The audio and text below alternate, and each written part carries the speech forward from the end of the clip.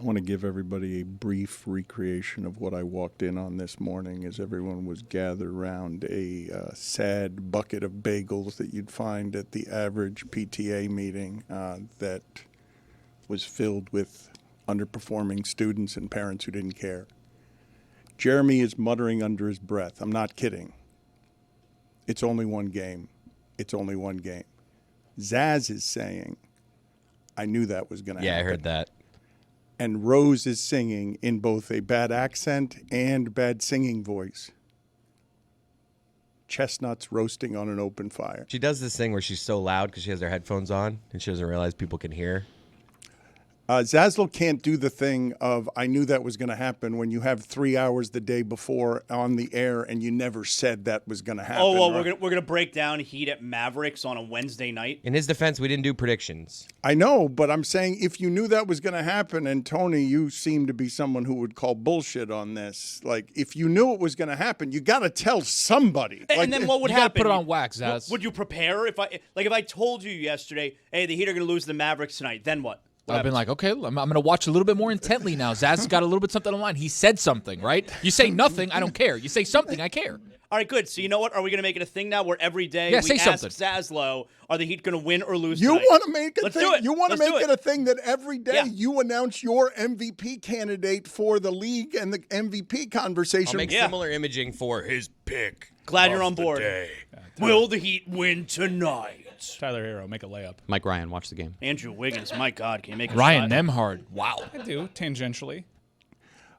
Cooper Flagg, is he 19 years old yet? Yeah, he's 19. No, he's 19 in in December like now. 2 weeks. They said it on the broadcast. When they said he turns 19, I audibly gasped. That doesn't happen often, watching a game in the regular season. Oh, my God. I know that, Kevin Garnett and a handful of others, LeBron James came to the league out of high school, but I personally have never met at that age someone physically who can play in that league. Like, I've never encountered someone who's 18 years old that I say, yes, of course, he could play against, the Rudy Gobert, physical players in that league. Like that's not.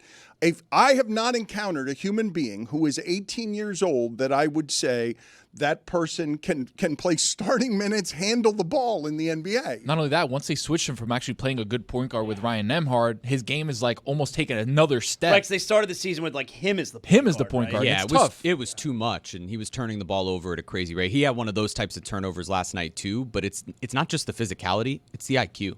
This kid is such a smart basketball player at 18. That defense is legit. Like when Kyrie comes back, it's going to be really frustrating to play them in the Nico West. have a vision?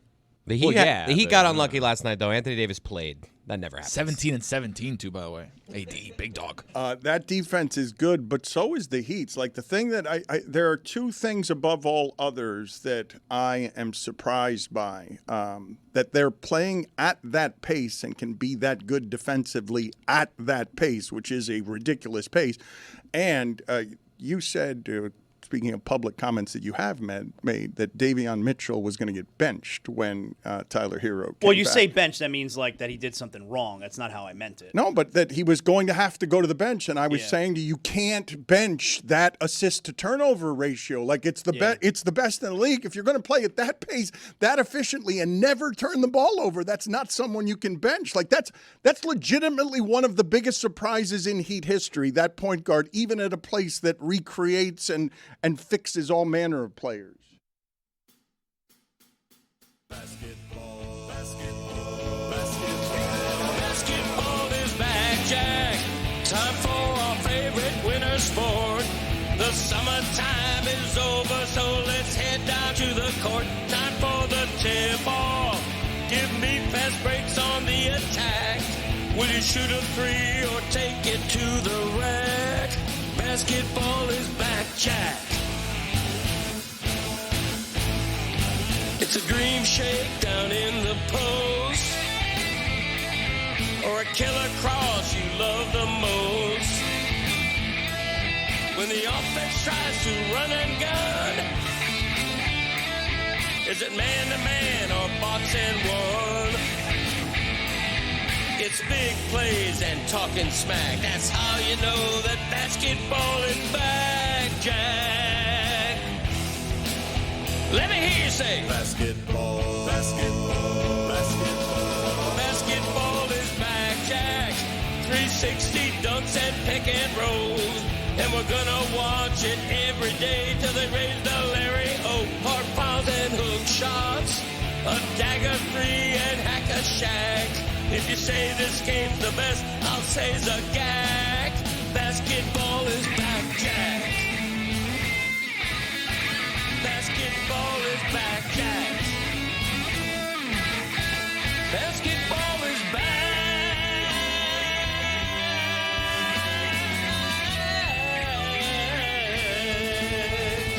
Basketball is back, Jack. In making their stars so important in basketball and making the NBA matter over the last 40 years by celebrating the stars, they have created a league that has a lot of delicious drama. So James Harden and Kawhi Leonard are legitimately shocked when in the middle of the night, Lawrence Frank and Chris Paul are having a conversation that gets Chris Paul a really unceremonious exit when I'm thinking I can make the argument that Chris Paul's the best Clipper ever, right? Or who's in that discussion? Like if I just say best Clipper Elgin ever, Baylor, okay, right? yes, that's Blake a good, Griffin. Who they also just discarded of. So there, you've got the drama over there, but all of the drama around the league and the fact that everything changed with Damian Lillard on star player gets what he wants. I'm asking this question while I am leaning toward the innocence of I believe Giannis's injury to be real. Is the next step on countermeasures for players making sure they get to go where they want, faking non-contact injuries? Like, I believe everything that happened there to be real, but you come out of a meeting with the Bucks in which I can't hear anything you're saying right now because these guys won't stop arguing about best Clipper of all time. It's not even close. I think it's Blake Chris Paul. Griffin. I think it's Blake Griffin.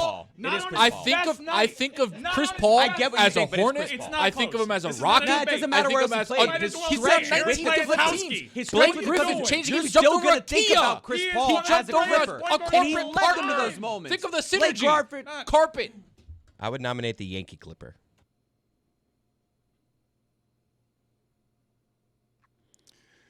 Zaslow, is it unfair to say or to even wonder when Giannis wants to force his way out of there? Because it's being reported that they're meeting to see if Giannis can work anything out with the Bucks. That's not what they're meeting about. You gave yourself the Hakeem Next laugh. You can't do that. The Yankee Clipper. For Yankee, that was great. You can't can't. judge, actually. There's four people here. It's in the criteria. 4 people driving around listening to this being like, it's a Yankee. Yankee Clipper. It's a hotel in Fort Lauderdale. No, it's an that's actual, what you think when no, a it's Yankee a Clipper. boat. It's an actual Clipper. Now it's called B Ocean. He's right about that. You think that the origins of the Yankee Clipper are a hotel in Fort Lauderdale? 4th of July every year, Cody's. It was great. Do you guys know, I don't know if Greg still does this, but Greg Cody, who has been white trash my entire life, Sleeping on the beach. does the vacation of sleeping on the beach. And it's really not, when I say sleeping on the sand at the beach outside of a hotel on the beach in Hollywood that's not the greatest of hotels, it's always after he's had too much to drink. So he just doesn't get back to his bed. It would be a bunch of families doing it, and the families would go to the hotel room, but my dad and Papa Benson would sleep on the beach to protect everyone's stuff because we'd be there on the 3rd and the 4th. And it used to be a zoo there on the 4th. So instead of like resetting up every morning, they would sleep on the beach. And my dad would always bail at like 6 a.m. and stumble into the hotel room and try to like get 2 hours of sleep. And then Benson would get mad at my dad, be like, I've been out here all night. And my dad would just slither away. But he would sleep on the sand. And I'm guessing that occasionally, given what your dad gets into, that there wouldn't even be a towel or blanket or anything out there. There would just be your dad with sand in his hair wandering back into the hotel room. Sleeping crisscross applesauce? Raw dog in the shore is crazy. They would have issues like homeless people would come by and stuff. Unhoused. Yeah. Actually, no, you can say homeless again. Thank you. You can also say that your father was scaring the unhoused. It wasn't the unhoused unhoused, scaring your father. Nah, say homeless. Homeless guy was like, "Hey, can I get a cig?" Yeah, I knew Tony would have my back. He's got. They are homeless. Like they have no home. They're homeless. I mean, what do we do? Never got that one. Okay, not for you to get. It's not offensive to you. Okay, home fewer. Have we Regard. asked them? Yeah, Because you're saying that. yeah. You guys are all big on like, how do you identify? Have we asked them? Hey, are you cool with homeless? Do you unhoused? And they're like, hey, I don't have a house. Do I give a They've got greater concerns. Yeah. So when do that's we kind of- acknowledge that's kind of it's my Joe bigger DiMaggio as the Yankee Clipper? Right. Well, thank you for that. I Really? What? This whole time I thought it was Tyler Clippard. I was about to ask him, actually, Jeremy, who was the Yankee who was nicknamed the Yankee Clipper, to try and get the surprise out of him, because I don't think he was going to get DiMaggio. I think he Joe. would. I thought it was Tyler Clippard. He 100%. clearly did not know this was a nickname for anyone. He really truly It's a only hotel. No, associates it with the it's a hotel. hotel in Wait, Fort Lauderdale. It's a hotel named after Joe DiMaggio? But there's also a hospital in Fort Lauderdale. wanna kiss your that's cheek. Named after Joe Shout out Joe DiMaggio. D. Put it on the poll, please, at Le Batard Show. More famous Yankee Clipper, the hotel in Fort Lauderdale or Joe DiMaggio? Can you throw Tyler Clippard on there? I think I'm right about this one. Like a dog with a bone. Jeremy, when you watch what it is that's happening with the Bucks, and I'm going to play some Doc Rivers sound for you in a second. What do you say? Is it wildly unfair for anyone to wonder, and again, I'm going to preface this by saying I believe he's actually injured. I am just wondering if the next step on making a mess where the player takes the power back is I'm just not going to play for you, and I'm going to make the mess bigger than any mess. And the way to make it a biggest mess, because the reports are from Windhorst that he wants to be a Knick, that he's just saying, make me a Knick. That it's not a meeting about can you come back to the Bucks. Once you're at this point in the meetings, it's I want to get out of here, no matter what Doc Rivers says. It's funny the way this is escalated, because I came in here with sort of the same energy as you, which is I think he's hurt. But if you were going to muck things up, it sure would be the right way to do it, which is delete everything off your social media, and then immediately the next game you play, come out with an injury of which was undetectable. Yeah, non-contact. But calf strain, Zaz and I were talking, like, that's Calf strain's a new bad Achilles news. tear. Like if you have a calf strain, you don't have to play for a year. That's a new Achilles tear. And you know what? Normally I would obviously doubt that Giannis is faking an injury, because that has never been his MO. He's a super tough, hard-working player, great reputation, but he's doing the childish bull. Like, you wouldn't have expected Giannis doing the let's delete everything off of social media childish nonsense. So, Yeah, look, but he may be doing the get me out of here playbook. Remember, his leg snapped on national TV in a finals game and played and had 50 Yeah. points and 20 rebounds. Okay, Yeah. but I would say that if you're just willing to be most cynical and be willing to explore the hypothetical, I believe that the faking of an injury is a bridge too far. There's one thing with, the childishness of deleting the team that you're following. That's a different thing. The faking of an injury, to me, is something, while not criminal, is something that should ruin your reputation. Like, if Damian Lillard wasn't willing to ruin his relationship with the fan base of Portland, I know that Giannis is not only a great spokesman for the league, Giannis is, as you say, the stories are legendary. Giannis used to run back and forth to the gym because he would just jog to the gym. He'd always want to be at the gym. He is a hard worker. Everyone has known him to always be a professional. But if you fake an injury to get out of somewhere, to me, that is a scar that should stay on your resume forever. Dude is not faking an injury. Like, he's not. This is not fake. We'll never know. Well, I think we'll know. And I guess technically, sure, we can go into it conspiratorially and saying we'll never know. He's not faking an injury. He loves that city. He might be frustrated with the organization, but he cares about the fans.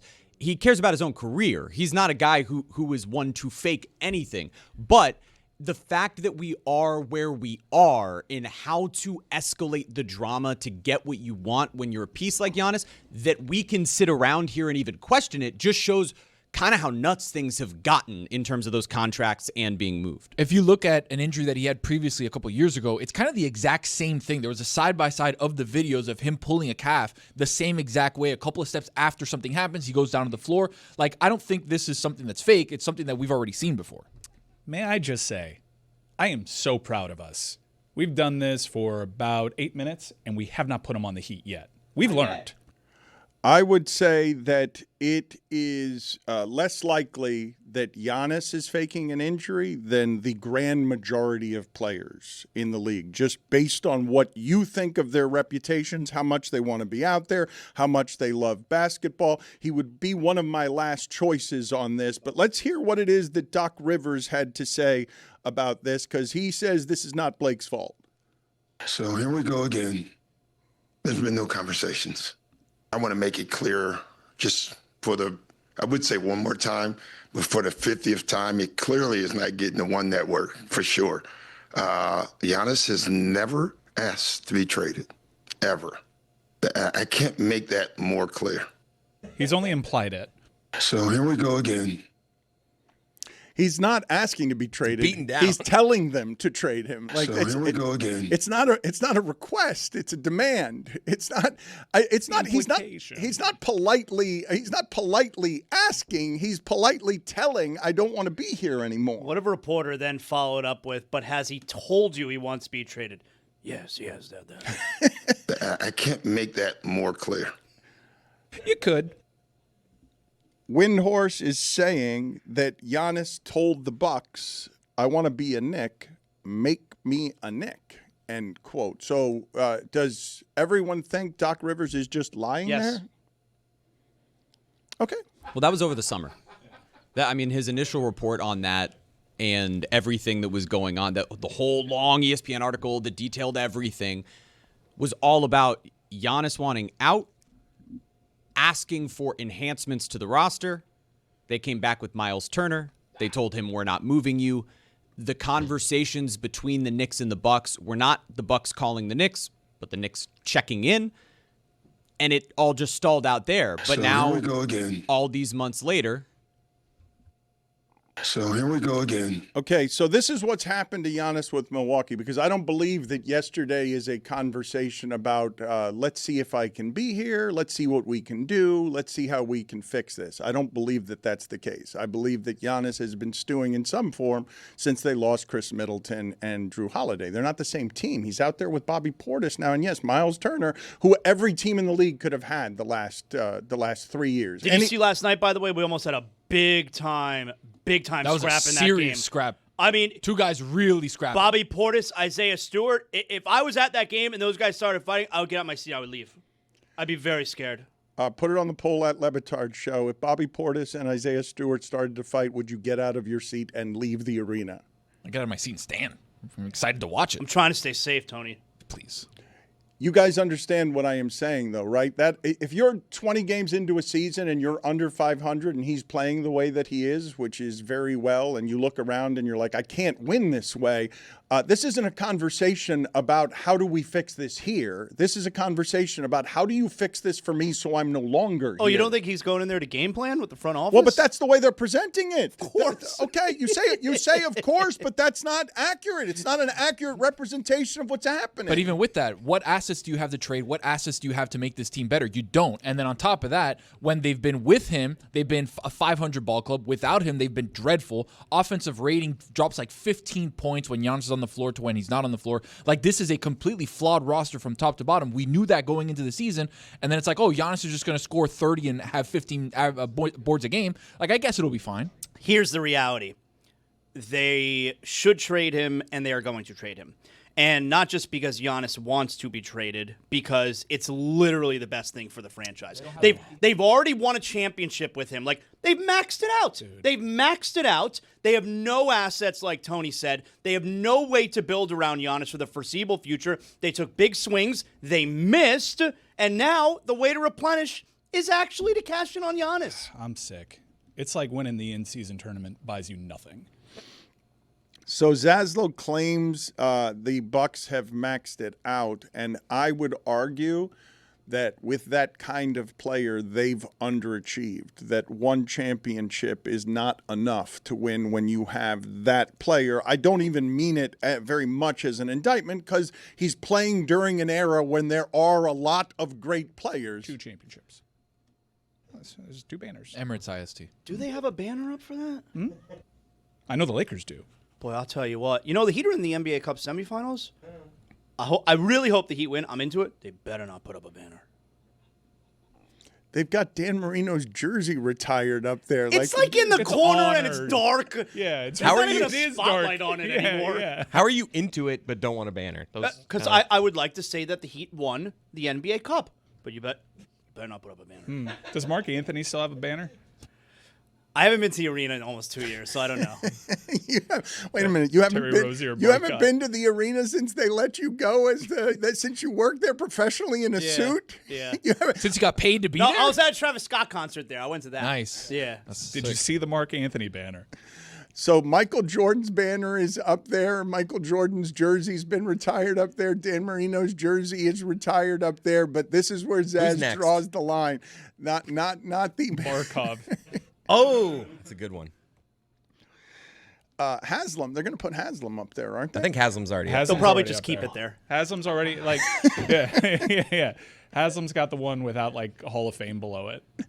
It's kind of a little sad by comparison. or gold medal. Hey, LeBron doesn't have Hall of Fame, or LeBron's not up there, but whenever yeah. you know, Yeah, LeBron's not up there. Willie B. Do you happen to know? I don't happen to know, and I'll be honest with you, I hope not. If Shaq's up there, LeBron's up there. Get out of here. If Shaq's up there, LeBron's up there. You guys are nuts if you think LeBron's not going up there eventually. And you're crazy if you don't think Jimmy's going to be up there soon. Get now outta that's here. a It'll debate. happen. Now Oh, there's a shame debate. on Jimmy you. will be up there. You take that back. Jimmy will be up there. Shame on you. So here we go again. Put it on the poll at Le Batard Show. Will Jimmy Butler's number be retired by the Never. Heat and put That is in the? such bull.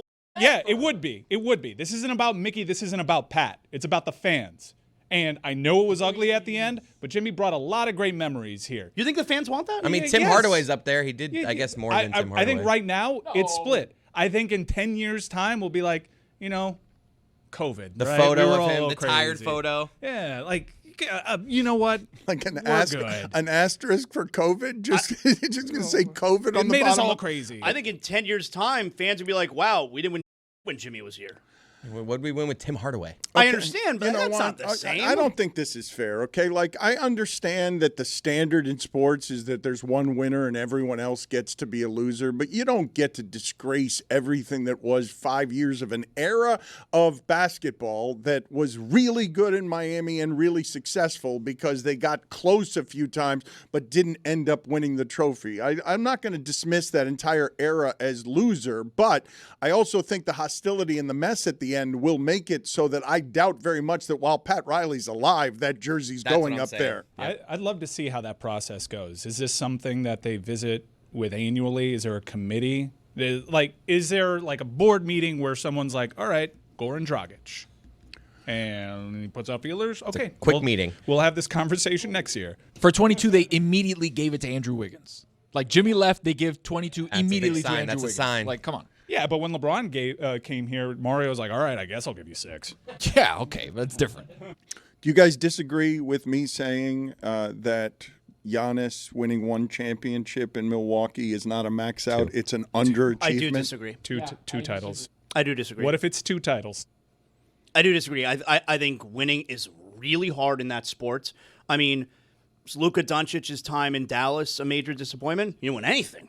Yeah, but if Giannis didn't win a championship, he'd go right there with Barkley as the best players in that sport to never have won a championship. Right, but he did. Like, why does he have to win 2? Like, he won. He did.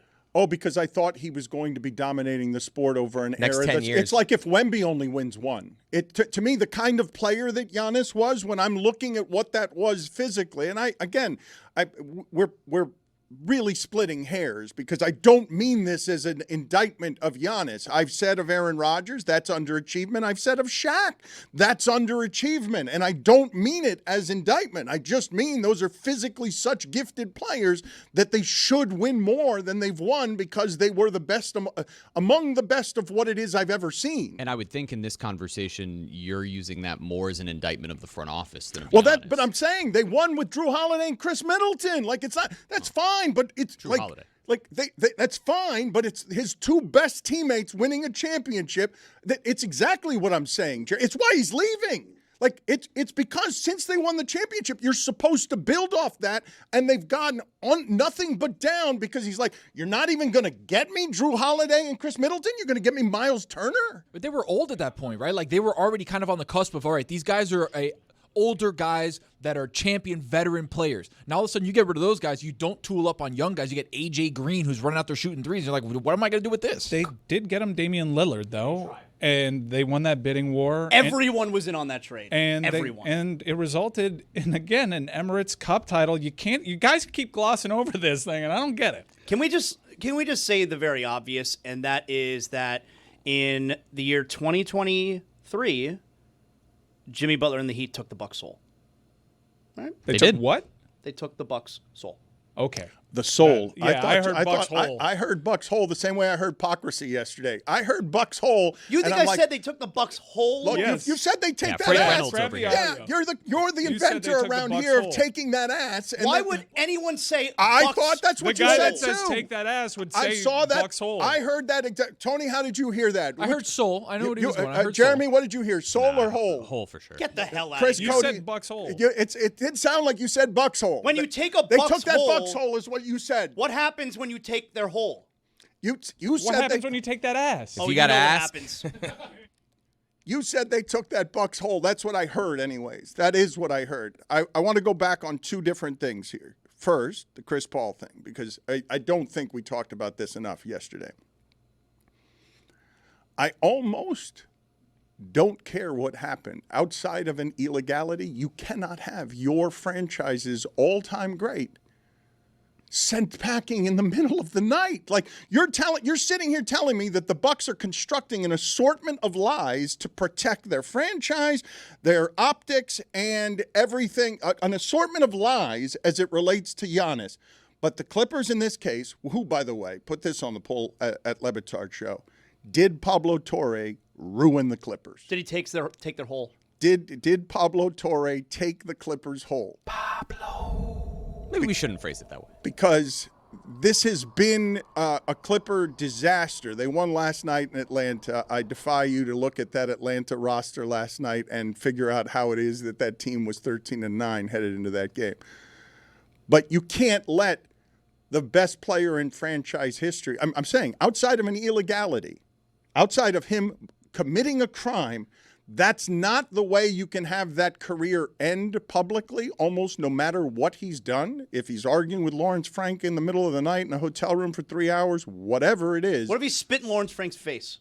You can't do that. You cannot. I think Zaz went to the extreme. No. I'm saying you cannot have Chris Paul's career end in a way that looks like that. You can absolutely waive him, but it's got to look better than that at the end, because what ends up happening with the way that they did that, okay, people wake up in the morning and they're like, what happened with Chris Paul? And all you have after that is everyone asking, what else happened there?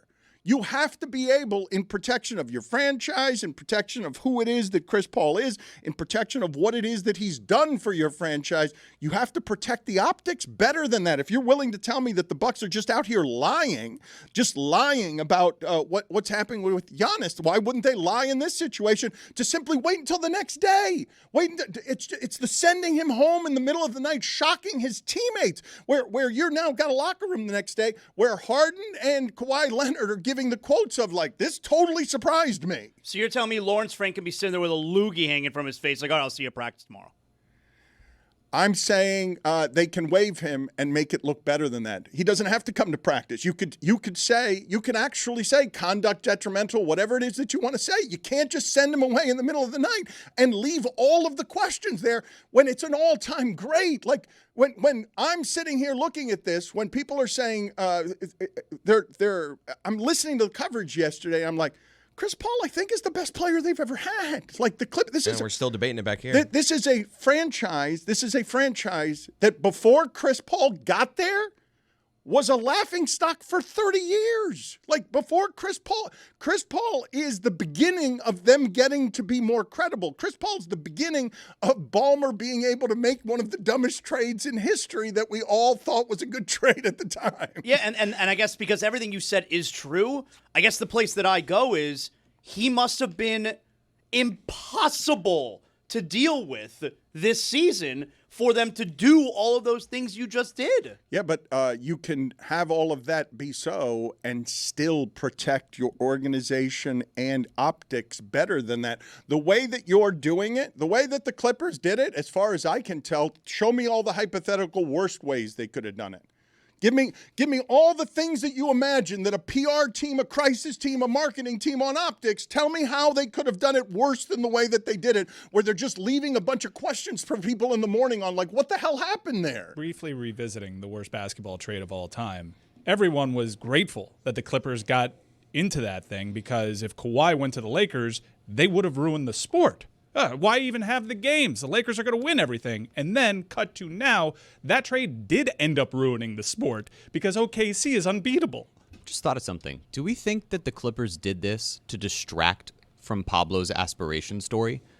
So that way there's just something crazier that's happened more recently that seems like an even bigger front office and ownership bungle? No, because there's a mystery here with the Clippers, and the last thing they want is another mystery. I feel bad for the PR people, right? Like, just one storm after another. It's the aspiration thing. It's this, it's that. And all of a sudden, they wake up, you guys did what to Chris Paul? Now we have to clean up what again? I know we like to talk about front office executives, general managers, even coaches. They're stupid. They don't know what they're doing, all right? I'm guilty of that as well. Lawrence Frank definitely understands the optics of what he did or was about to do before he did it, yet he still did it. So doesn't there have to be something really bad that happened? Again, the fact that they've left that question in your mind a day later is part of the problem. I don't assume Lawrence Frank knows what he's doing based on how I saw him with weeks to prepare for the Pablo allegations, how he arrived at camp to talk about that publicly. We can get that sound. Get me the sound, please, that we were making fun of Lawrence Frank about when it is that he made those comments, when he had weeks to prepare for the making of those comments. But also get me the sound of Hawks fans last night just chanting that they're wondering where Chris Paul is. This is it. This is in Atlanta, and this is the fans heckling the Clippers, saying, "Where is Chris Paul?" The idea that you would take an all-time great, just basketball great, never mind Clippers great, because again, I'll keep saying it. Whoever you think is the best Clipper of all time, in my lifetime of watching basketball, it's been Chris Paul. Just seeing everything that is happening around the Clippers reminds me that they've been a laughingstock when they've cleared some of that laughingstock energy off of them over the years. But Mike mentioned that Kawhi Leonard would have ruined the sport if he had teamed with LeBron. Chris Paul would have ruined Los Angeles in basketball if they'd let him go to the Lakers before David Stern stepped in and said, you can't go to the Lakers. Like, if they'd let him go to the Lakers, the Clippers would still be something that we're laughing at, because Chris Paul is more responsible for the Clippers resuscitating themselves than the Clippers have ever been for resuscitating themselves. And it shifted in Los Angeles, where the Clippers became something formidable when he got there, and I just don't know what he could have done. When he says spit a loogie in his face, like Jamar Chase and Jalen Ramsey, when he says spit a loogie in his face, Chris Paul's more important to everything the Clippers have been than Lawrence Frank is by leaps and bounds. Like, it's not, Lawrence Frank doesn't have to eat it. He can wave him, but you have to make it look better than that on behalf of the organization. So I ask you guys the question again. What is the hypothetical worst way that they could have done it if it's not this? Mid-game. Right? Mid-game. He's not playing. Yeah, but if at one point, like, Ty Lue just walks over What if to they him, killed him? Just flat out kill. Hey, Mid-game. He's dead. Mid-game. We killed Yep. him. Mid-game. Halftime Just show. Murdered him. Okay, you got me, Tony. You did. Thank you. You, You sat in the chair, electric chair. He's dead. Sorry. okay, really? Doesn't play. So electrocute him. Electrocute him to death in Atlanta. Yeah, pro capital punishment, my man. All right, very good. I appreciate the effort. Let's check in here with Zaslow and make a final verdict here on whether he said take their soul or take their whole. Jimmy Butler and the Heat took the Bucks' soul. Vindicated. I don't Jimmy feel- I hear whole. I still say- hear Play it again. Yeah, right. Jimmy Butler and the Heat took the Bucks' soul. I That- still that's hear whole. whole. The dress I is hear- blue. Vindicated. That S is not doing That enough. S is attached to dress the is blue. Bucks. That X. Dan has the S somewhere else. the S I'm is with Zaz on this. I hear soul. No, listen to me. Just listen to me closely. That S is attached to the buck. It is not attached to the hole. Jimmy Butler and the Heat took the Bucks' soul. Buck's hole. That's possessive. That S belongs to the buck. Something wrong with your ears. You keep playing that. Keep playing that. We're fine tuning. Took the Bucks' soul. He took the Bucks' soul. Oh, come on. What do you mean? Come on. I still hear hole. He took the Bucks' soul. Yeah, that's definitely Bucks' Wait a minute. soul. Are you? There's only one S, like Dan said. You should. There's you should not have two S's Bucks there. Soul. There aren't two S's there. There's one S. There's one S is the He bridge, took the Bucks' soul. and it's with the hole. It's not with the buck. The more I listen to it, the more it's whole. The more I listen to it, the better I feel. He took the Bucks' soul. That I'm is like not. Yankee win. There's no S. This one there's only one S. He took the Bucks' soul. That is not vindication for Zaslow. I don't know how you hear vindication there when all I hear again and again is whole. He took the Bucks' soul. Thank you for playing that again, because now I definitely know I said Bucks' soul. Thank you. Got to pay the troll toll. Jeremy, do you have a ruling on this? Because I don't believe Mike and I are doing bit here. I keep hearing. Now, this might be one of those things where you Jeremy with hear a whatever it ruling. is you want to hear before he you become a start judge? the conversation. It is, but I'm telling you, the more you hear it, the clearer it becomes. It's obvious. There's one S there. He just flew through the other This S. is why you're not a judge. Okay, but you've got to give Chris Cody time to edit this. When he's editing most ferociously, his mouth hangs open and he panics. So I can tell he's editing this. in Just a yelled way- an F word. Can't hear what I'm editing when you guys are talking. Can everyone shut up? Stop blowing the gurg. but Just I- give him time to lay out. If He's his like, mouth "F is me." open, you lay out and you feel, and then we No, do no, something yeah, but funny. he- Oh, hey, look, I don't it's have the to explain Yankee this to you. Clipper. I have Lawrence Frank talking about rules. Just has Dennis Robertson, Kawhi's uncle, ever asked for any extra benefits that wouldn't be allowable under the NBA salary cap directly to you? There's been a lot coming out about his asks. Yeah, look, Dennis knows the rules, Kawhi knows the rules, Mitch Franco knows the rules, and we know the rules. Is that a yes or a no, though? Yes, we all know the rules. You're positive he knows what he's doing? You're telling me it's not possible Chris Paul spit a loogie on that guy's face? I heard whole. Are you reporting it? Let's relive this. He took the Bucks' soul. That's obvious. Whoa! It's obvious. Like, that's how I've heard it every single He time. wasn't even saying It's- bucks. it's- It was just straight up butthole. He took the Bucks. He took the Bucks' soul. You guys are both. What do you mean? You're bull. You said it. You said it, and we heard it that way. You're a professional communicator. We often listen around here. We listen at a clip of about 91% around here to what other people are saying, and multiple people heard you say that he took the Bucks whole. He took the Bucks' soul. And now it's even worse. Now it's even clearer to me. The more I hear it, the more obvious it is to me that you said something that's inappropriate and you should be on the cusp of being canceled. He took the Bucks' soul. Is that not obvious to you? What are you making faces for? This is why no one takes me serious. He took the Bucks' soul. It's the backwards flex fit hat. It's the fact that you wear a Roman Reigns shirt. out Nice with your hat, wife. Now this spread Hitman Hart. It, you are a judge. You're a lawyer. You are a race expert. Race war expert. You're a journalist. You are being taken seriously around here. But I think that what is hurting you is the way that you dress. Like I believe that Juju is right when he says you can be taken more seriously. Anyone can be if they dress for the part. I had to go to a school function last night with my younger son, excuse me. My wife couldn't come because she had something else going on. I was wearing a wrestling shirt. I said to my wife, do I have to change? And? She said, you wear whatever you want. But date night is different? The rules Well, are yeah, different? because I wasn't with her last night. But date night, I'm right next to her. So I guess she felt that that's the difference. Okay, so the shame is not of having you as an adult dressed like a toddler being among other parents as her husband. And my wife's a principal at the school, by the way. Oh, whoa. What? What happened? Oh, wait, the same school? Yeah. So people know you. You're like kind of like a boss around there. I mean, I'm not there that often, so I don't know if they know me. I want to clarify a couple of different things here. As Jeremy, please isolate the shocked woe from Jeremy as he just fled the microphone with like shame and embarrassment on behalf of Zaz, the way that Zaz feels shame and embarrassment when watching anything Tim Robinson does on an airplane. The idea that your wife, when you're next to her, would have an objection to going out to dinner with you wearing a Roman Reigns shirt, but she's fine with you representing among other parents at the school where she's the principal, which is really a detail I did not know either. And inside, I had the same reaction that Jeremy had outside. It came out of Jeremy's mouth, but it was pinballing inside me. I just didn't want, Zaz to feel my shame, which is, oh my God.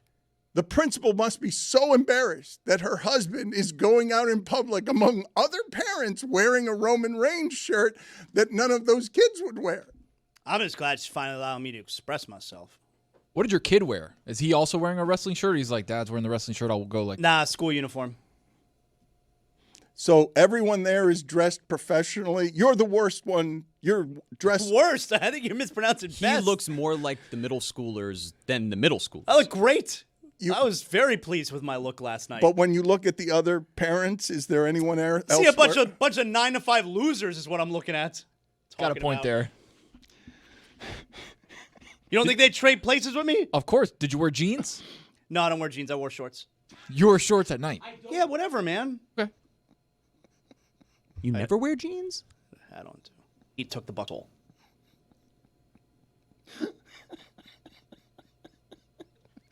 So, 9-to-5 losers is what you have now called the principal's constituency.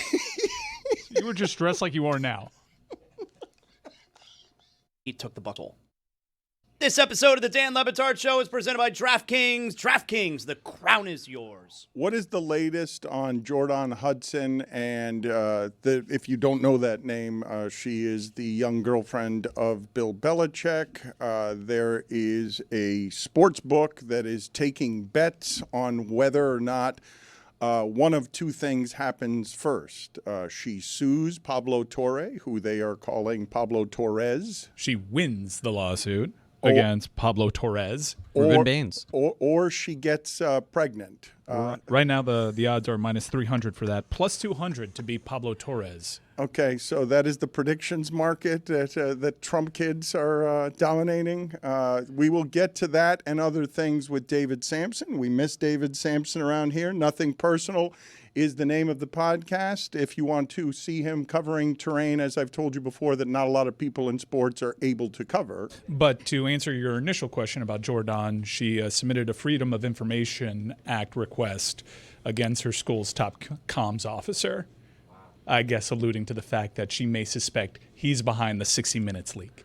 So you've got David Samson smiling maniacally there. I haven't seen David Samson do a lot of smiling lately. What can you tell us about, in general, what you see happening all around Jordan Hudson? I want her to sue Pablo so badly. Not because I want you to be a part of it, because certainly Meadowlark would be named. You'd likely be personally named. Amin may be named. I may be named. I mean, Jeremy for sure should be named. It would be so. Yes, you, Jeremy. I don't sure. want her. We need to a fall guy. I don't want her to sue us For sure, Jeremy. You want to This be was sued? inevitable. You're rooting for her to sue us? Yes. Oh, for the love of God! I'm not going to be deposed. You know about that discovery, Dan? Dan, I promise you that if she files a lawsuit, I will make it my second life's work to make sure that all attorney's fees are paid by Bill Belichick, number one. Number two, I will make sure that she is so thoroughly embarrassed by losing every single motion, every objection. Forget getting to a trial, which would be unbelievably great. It'll never happen that way. Defamatory? That's the best she's come up with? It's got zero chance. It'll never make it past anything. As a matter of fact, I want to disbar the lawyer who would file the lawsuit on her behalf because it's so outrageous, but I just want her to keep trying because it gives Pablo more. And Dan, you should love that. It's about Pablo and the show and his ability to find out more stuff. Can you imagine a lawsuit where you're taking the stand? Yeah, I don't really want to pay. David's happy. He's happy, yes, but he's not thinking about attorneys' costs, and he is saying he'd get Belichick to pay for those costs. But I really don't want to be sued. I'm trying to avoid being sued. I'd like to. Have you ever been sued? No, not yet. Ever? No. Wow. Ooh, I got You haven't that. lived until you've been sued. I got that at minus 250 in my own prediction market. Put it on the poll at Le Batard Show. Have you lived if you haven't been sued? Yes or no? What is your take on everything happening around Giannis as you are consistently pro-management? I imagine you being just generally infuriated by any player trying to leave a contract. I resent the implication that I am always simply pro-management. I'm simply pro-fan. I want to, as a Milwaukee Bucks fan, as a lover of the city of Milwaukee, understand what it is more we need to do for the guy. We gave him the extension. He's paid over $50 million a year. He keeps us hanging like some lover at a middle school prom. Will you dance with me or not? Every year we have to worry about this. Now the Bucks start well. 4-1. He's silent. Everything's good. All of a sudden, they're not winning games, and now he wants out. Give me a small break, which is why I stated publicly on Nothing Personal today, I would trade him to the Clippers. That's the only place. Knicks, Heat, forget it. I don't want to give him a chance to go to Joe's or go to Flash Dancers. No, I want him to have to live in the Intuit Dome with Aspirations co-founders. That's it. I'm furious with Giannis. Well, wait a minute. He would make the Clippers good if he went and played for the Clippers. You're not punishing him by sending him to Los Angeles. What is it that have you made many trades that are simply out of pettiness? You can't do. This guy's got too much value for you to just make a trade out of pettiness. You say value in a salary cap league. You can't just trade a guy. There's money involved, and you have to match salaries, and there's all sorts of rules where people cannot necessarily make straight basketball trades. And so, for example, with the Knicks, it was reported in order for a trade to happen at all, you have to trade OG, you have to trade Bridges, among other people. Bridges can't get traded till the end of January, so Giannis would have to be injured until January 31st and then miraculously get better and then come back and play for the Knickerbockers. To me, the Clippers are not going to make the playoffs. They're a losing organization. They've got a lot of systemic issues as manifested by what they did to Chris Paul, that Giannis would not go ahead and make them a championship team. David, so I'd send him there. David, you ever catch a player faking an injury? So, yes. But we've been a part of faking injuries, too. It's in baseball, it's called the Phantom IL. Funny enough, the Mets GM got in trouble for it, but every team uses it. So I don't know why they made an example of that Mets guy, and they got him in serious trouble, whose name is escaping me, Jeremy, right now. But you got this. You got this, Jeremy. David Stearns? No, that's the current guy. The Mets GM who got suspended for the Phantom Epler? use. Billy Epler, thank you. That's very nice of you. Yeah, of course we use it, but we choose injuries wisely. You can't choose a calf strain because you can look at the calf and see whether the Achilles sort of ran up it. The best injury that you can fake is one, back soreness. No way to prove it. Oh, maybe like Two. sciatica? That's my favorite. We always would have. Listen, you're not pitching well. We're going to put you on the IL. and we're going to say you've got arm soreness. Now, players and agents don't like when we would make up shoulder soreness because that could impact their free agency in later years, saying, oh, you had a sore shoulder, bad shoulder. So we would say arm soreness. Sometimes we would say non-pitching arm soreness. That's funny, right? What does that get sore from? And you're just doing it because you don't want the player in your rotation anymore because he just stinks, and you hope that sending him to Florida will somehow make him better. But Giannis, all of a sudden, with a calf injury right after all this goes down, give me a break. Really? You want another break? Are you accusing him of faking that? I'm accusing Giannis of simply manipulating Milwaukeeans and our emotions to the benefit of him when he doesn't need any more benefits. Are you accusing him of faking it? If you're asking him to give you a break because he's left the game with a non-contact injury, are you accusing him of faking it? I didn't see a roll, Dan, did you? When the Achilles tears, you get a roll. For a calf strain, don't sit on the court. Get yourself over to the bench, and you're fine. Answer the question. Yes. Woo! It's too coincidental. There's no way that Giannis, they're going through all this. Doc Rivers has to fly and jump through ridiculous oral hoops trying to explain what's happening, and then all of a sudden he's not playing. What is he, Jimmy Butler? Faking an injury, by the way, Dan, means Giannis doesn't have to talk post-game, which means he doesn't get asked about the rumors. Whoa! Tell me the next time Giannis talks to the media. When you're on the injured list and not playing, you are not responsible by rule to speak to the media, nor is the team responsible to give updates about that player to the media. You can completely ignore all inquiries. Whoa! Can you answer the question of whether or not you have ever traded someone with sheer pettiness? So, sheer pettiness, is that like 100 to 0 petty? Well, you're saying with Giannis, you would send him to the worst possible place, and you're saying that's the Clippers because they don't have a future. And I would dispute that, but I understand why you're saying that. But you're saying don't care about what is the best offer for Giannis. Send him to a place that punishes him and do something that's not necessarily better for your franchise, just makes you feel better because you're being petty. So how often have you done that in your career? Certainly you've never done it with someone of this value. You wouldn't do it with someone of this value. But have you done a trade where you're just being petty, where you want to punish someone for who they are, what they've done, and so you send them to a bad place? No, for those people, we just release them. In terms of pettiness, the only pettiness I ever did is when I wouldn't approve any trades within the division back when I thought that mattered. And it was such a stupid rule. It was so ridiculous that we would not even consider trades within the division because why would we help a team that we're competing with? But at the end of the day, that's totally asinine. You should try to get back the most you can. And it's hard enough to win a trade even when you have 29 other teams to work with. But when you shrink the sample size of teams you're willing to deal with, it just seems foolish. But with players, when we were unhappy with the player, we would just release the player. And if we were trading the player, it was really prospects who I never heard of. So it wouldn't be me saying, hey, I don't want this player. I don't want him on that organization. I would say to the baseball people, if that prospect you think is going to hit, we'll take that one. That seems fine by me. Is Kyle Tucker going to get $400 million? Whoa. Boy, would that be asinine. I mean, did you read where Kyle Tucker was touring the facilities in Dunedin? That was so great. There's been a spotting of Kyle Tucker in Toronto. Side note, the Blue Jays do have. People talk about the Dodgers and the Yankees. Do you know the Blue Jays have the best facilities of any team in Major League Baseball, Dodgers included? Yep.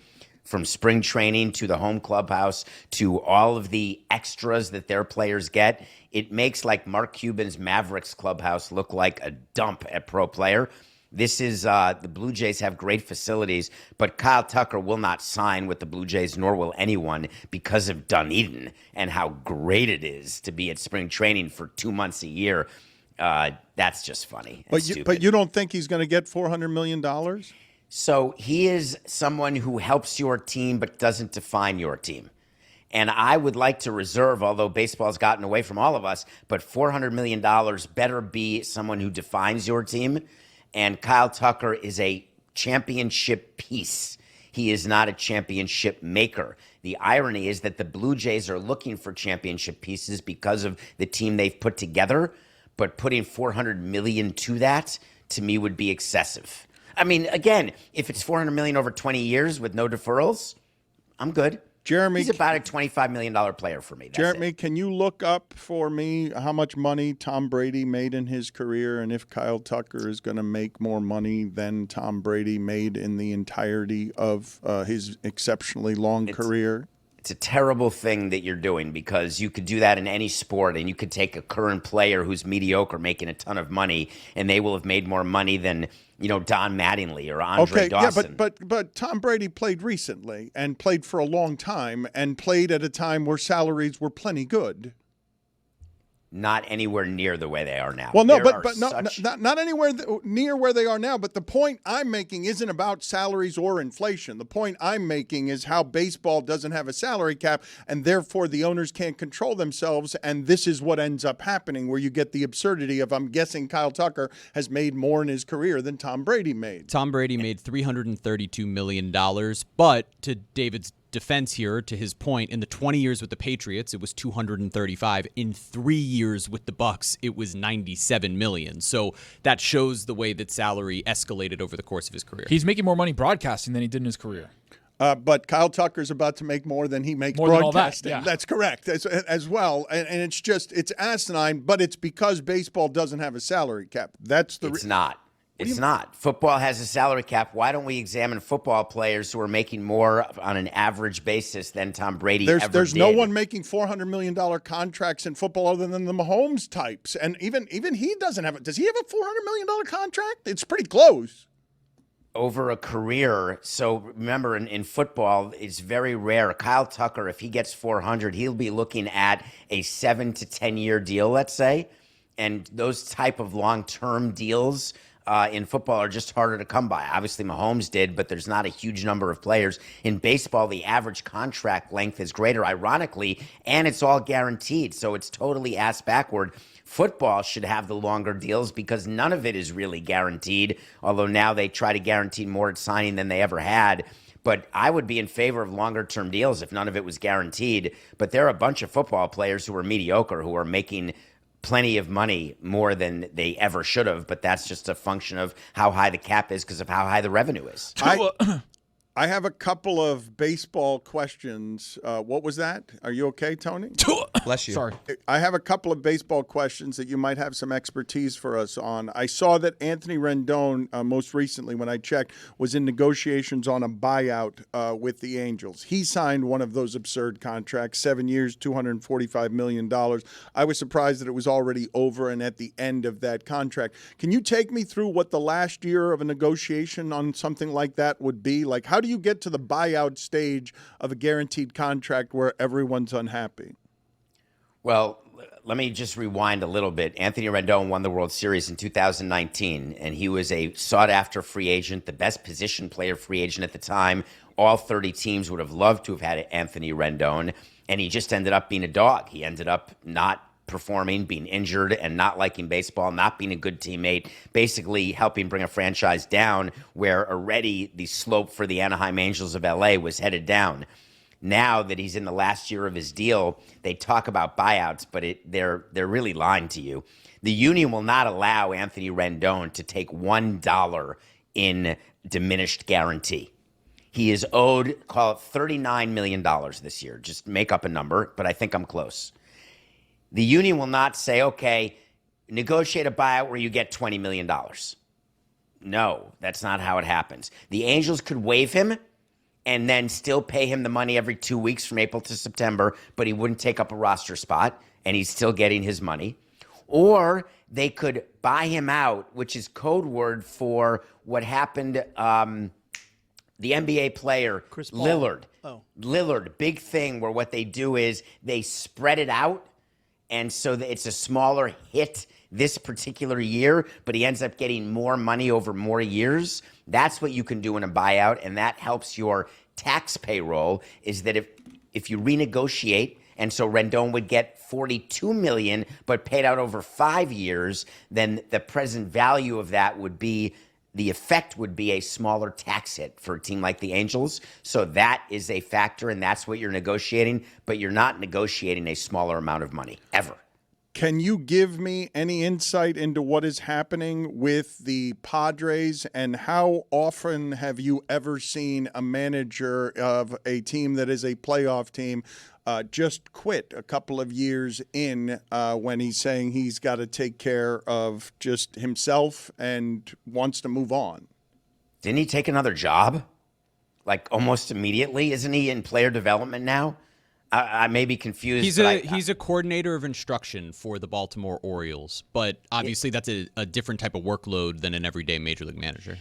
Yeah, I assume that he couldn't stand the sight of Preller anymore, and that he had just had enough, and that's sort of a common thing in the game. If a manager's just had it with his GM, and the owner in the power struggle chooses the GM. We chose the GM almost always. Sometimes we chose the manager when there were power struggles, but you got to choose one. It is just not good. My first experience in baseball was with Felipe Alou and Jim Beattie, and they couldn't stand each other. Felipe Alou. And it was just untenable. So we Jim just fired Beattie. Felipe. So that's what I assume happened with Mikey and AJ. I assume the Seidler family, but the team is being sold. It's a disaster up in San Diego. They've lowered their payroll significantly because they were irresponsible, spending like drunken sailors, signing players, not winning, losing money hand over fist, and finally MLB said that's enough. You got to lower your payroll, and so they did. Then Peter Seidler croaks, and now they lowered even more, and now all of a sudden they're selling the team.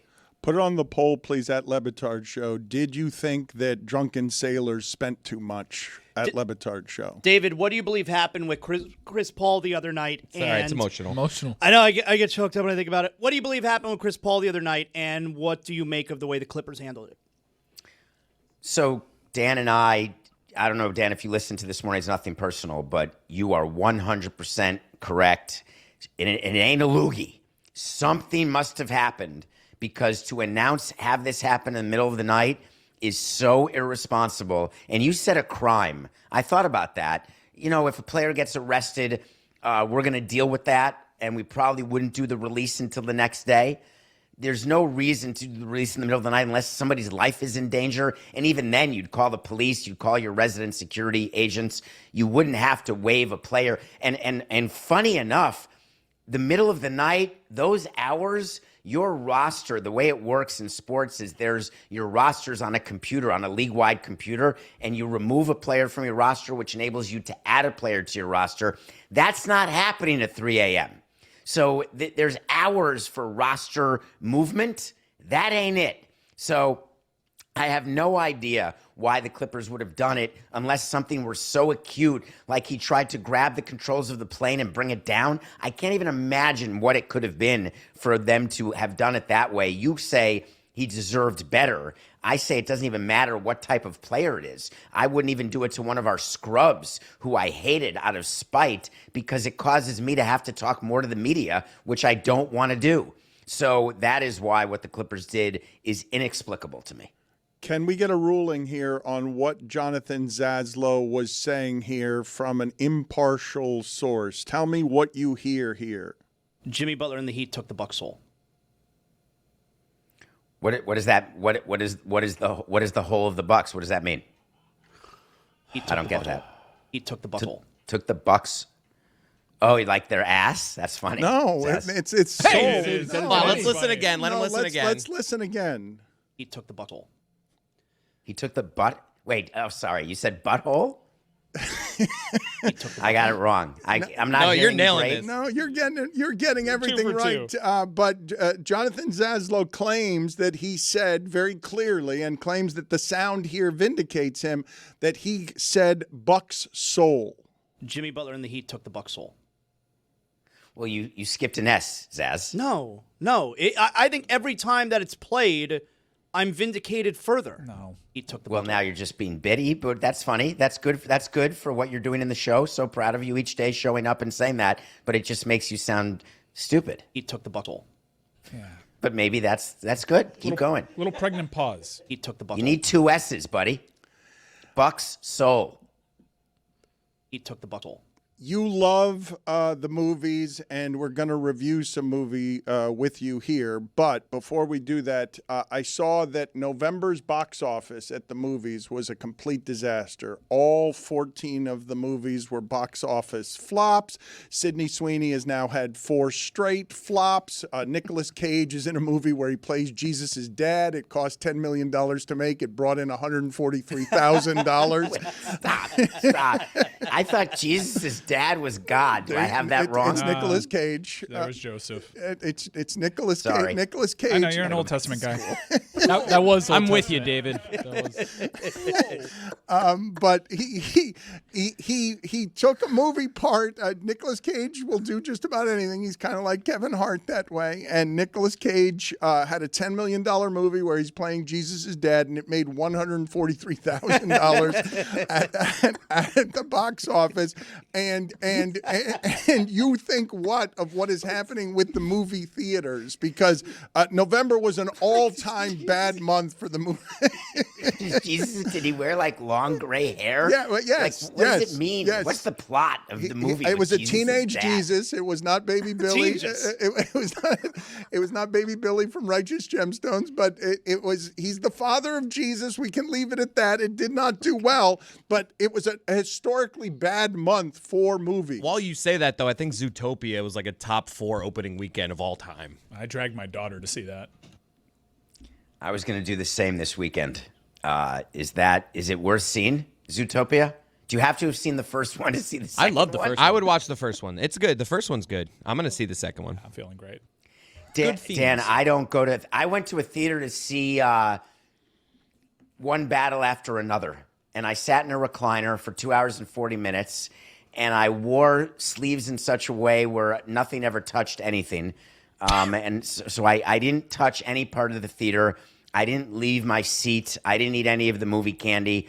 I brought in my own candy. I brought in my own water. Wow. And I arranged the theater and the seat in that I didn't see anybody on my horizon, so I wasn't doing what I normally do with my short body where I can't see and I have to look in between people's shoulders.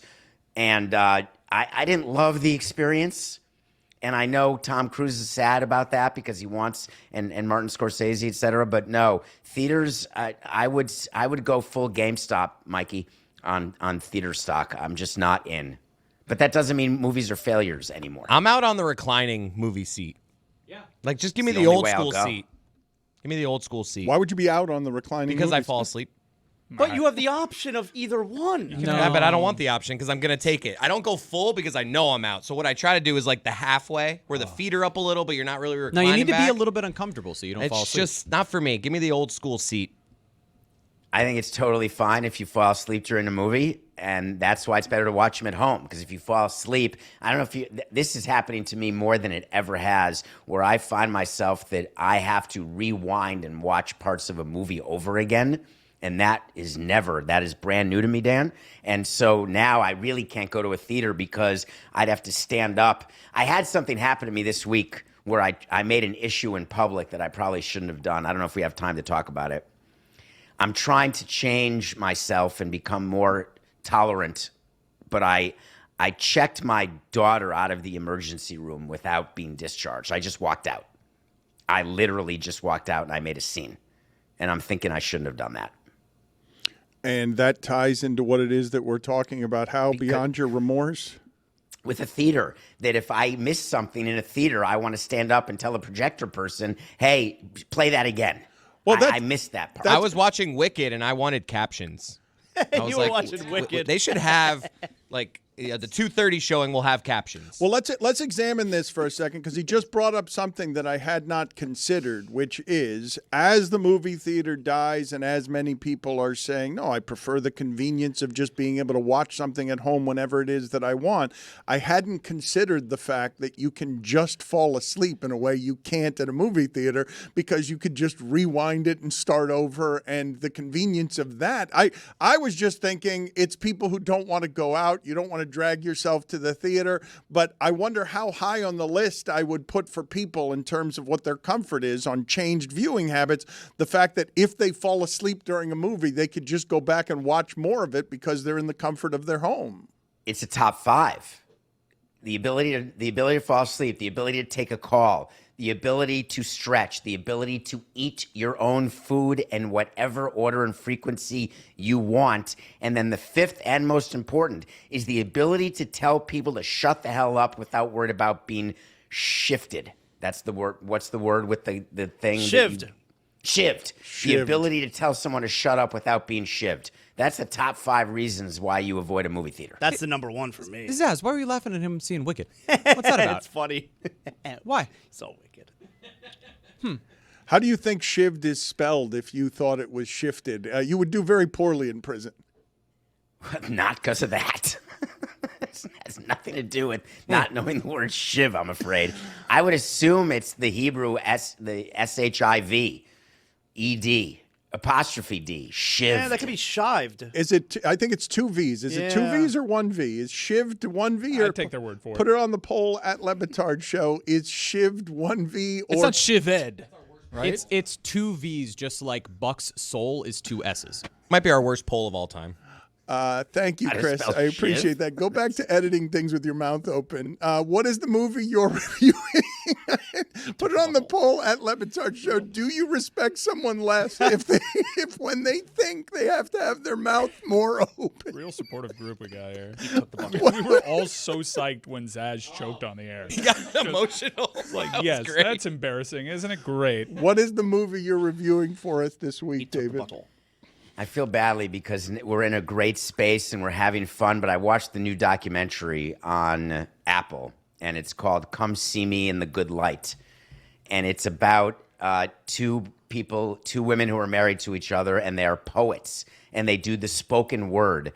And one of them got incurable cancer, and it was their journey and how they manifested their new journey through the spoken word and through poetry. Incredibly powerful. To me, it is a candidate to be nominated for an Academy Award, though it made the short list. I don't know it'll make the final top 5 for an actual nomination, which happens next month. But I maybe just where my head is, it hit me the right way, or maybe I was happy to cry about someone else instead of my situation. So all of those things could have been a factor, but it really is a good movie in that you have an opportunity to hear someone manifest their lack of power, their lack of control, their mortality, and they do it in a really articulate way in front of huge amounts of people, because there's a whole group, and I never knew this existed. There's a whole group of people who go and listen to the spoken word in this way from people like this, and I just never knew that. And so it's called Come See Me in the Light, or Come See Me in the Good Light, and it's really worth your time. So as you watch something like this, you had gone through a period where you were not watching movies. How long did that period last? What was the streak that was broken because you were watching movies every day? And when and how did you go about resuming your somewhat more regular routine? So quickly, I used to watch a movie every day for decades. And then as of September 12th, my daughter got sick. I stopped able to watch movies. I tried to come back with a comedy and see if that would work. It did not. I've watched, one of the first movies I watched back was The Doctor with William Hurt, which is a movie that most of you have never heard of, with Elizabeth Perkins. And then I can't make it through a movie anymore. I get too distracted, which is why I can't go to a theater. I made it through one battle after another by some miracle, but I didn't enjoy the experience. So what I'm doing is watching a lot of movies in parts, so like 20 minutes at a time, which isn't great at all, but it's the best I can do with my phone doing what it's doing, or appointments that I have to go and deal with. But so the streak is dead. And it's not like the type where you start a brand new streak, because I haven't started one yet, so I don't know that I ever will again. But so I never get to say that I watch a movie every day. I used to say that every day on my show, Dan. How long was that streak? How long was it? I started in college. When I didn't drink in college, all I did was other stuff. And I would watch a movie every day because I didn't like going to classes. And I had that streak going all the way from 1980. I was in Wisconsin, so 1987 until 2025. And it was straight. of 38 years where I was able to watch a movie every day. And now that's a long streak. Can you tell me how much respect you lose for Chris Cody when I tell you that he thought the Yankee Clipper was a Fort Lauderdale hotel and not Joe DiMaggio? Well, I assume that's your show and why I love your show and why it's so successful. There's no way Chris Cody didn't know that Joe DiMaggio's nickname was the Yankee Clipper. Oh, no, he did not know. This guy gets it. No, I just assume that he wants to play that role and he's good at it and I love him. Of course. Now, I stayed in the Yankee Clipper when I came to Fort Lauderdale for spring break in college. And it was a absolute zoo. Just a zoo. And but of course, Cody knew who the Yankee Great Clipper fourth was. floor. He did not. Good seeing you, David. Always nice seeing you. Nothing Personal is the name of his podcast. It is excellent. I recommend it to anybody who's listening here. If you want to know more about sports business, if you want to know more about a lot of things that most sports media members cannot tackle the way that he tackles them. Thank you, David. I appreciate it. Thank you, guys. Great to see you. Chris Cody. Who's that idiot that brought up Zootopia? Chris Cody. It should be called Two-topia, too.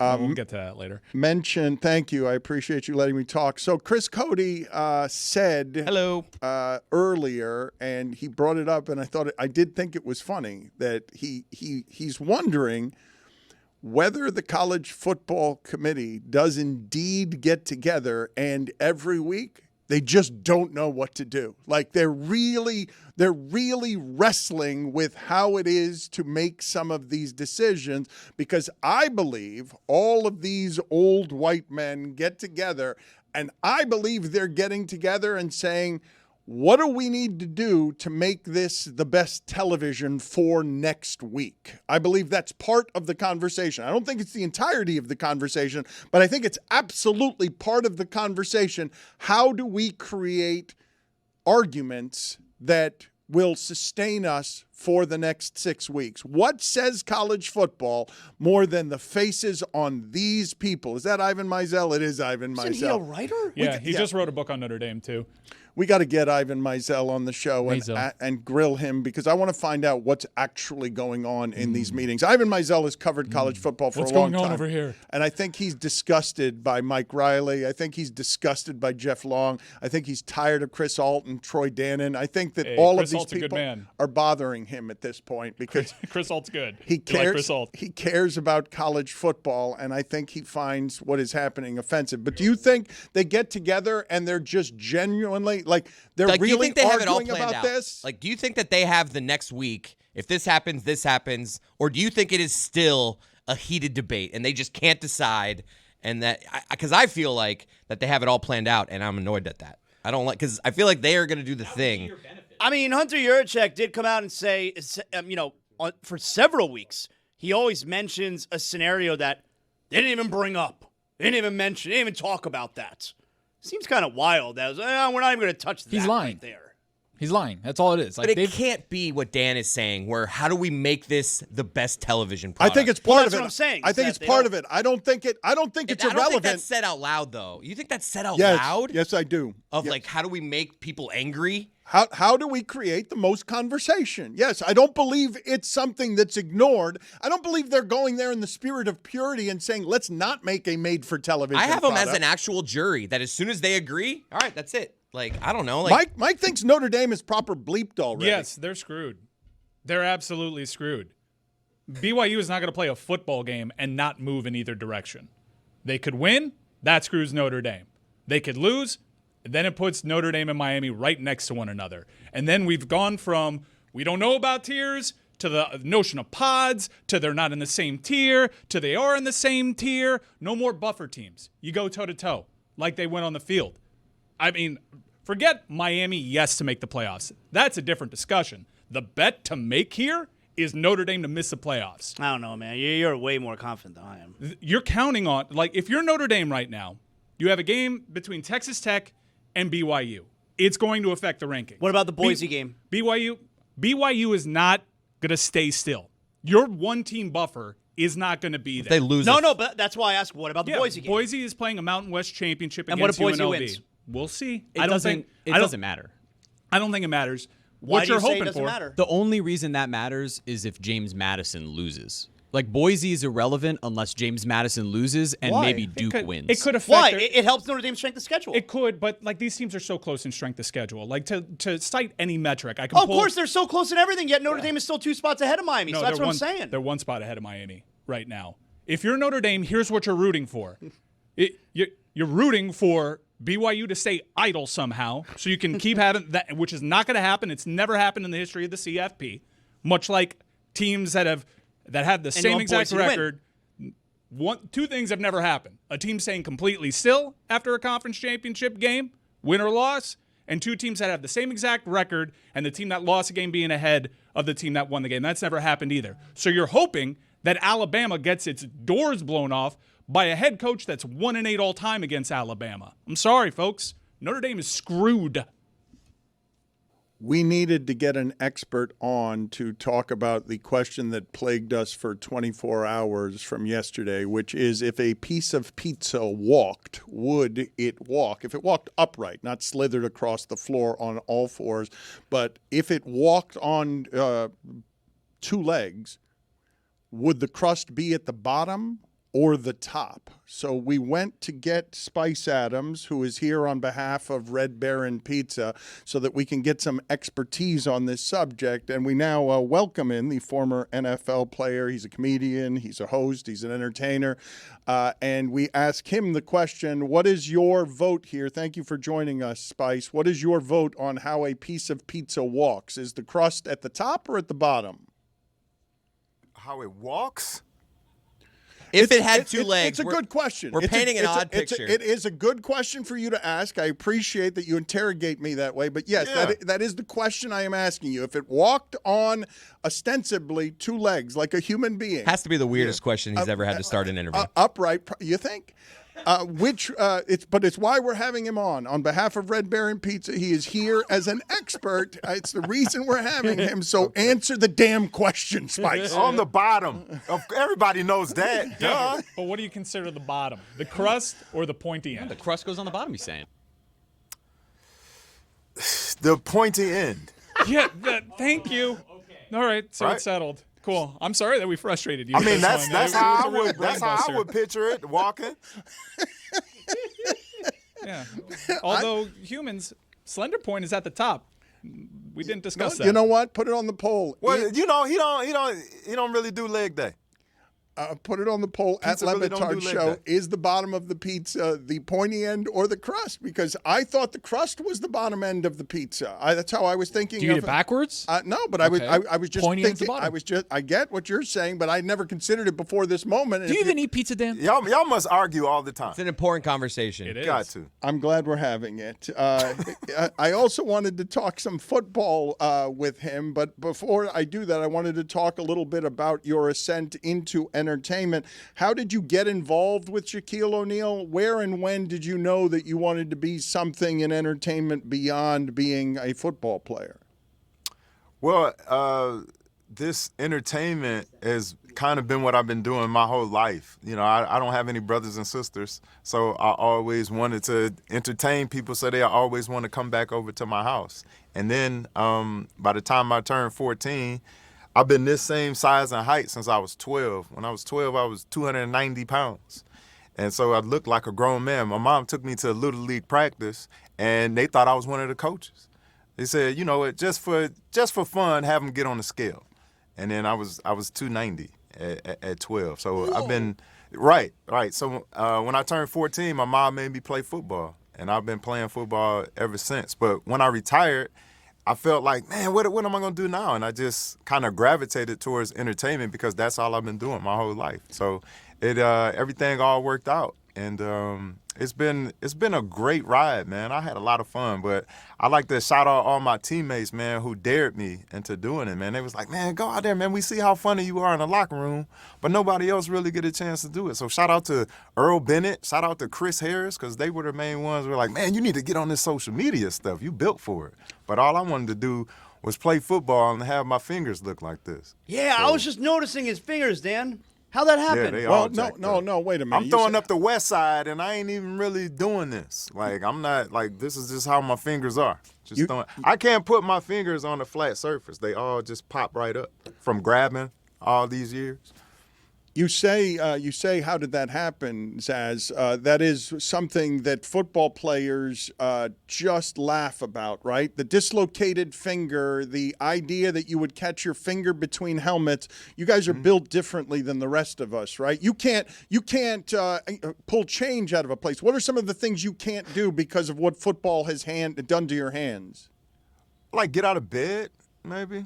Well, your hands. I wasn't talking about the entirety of your body.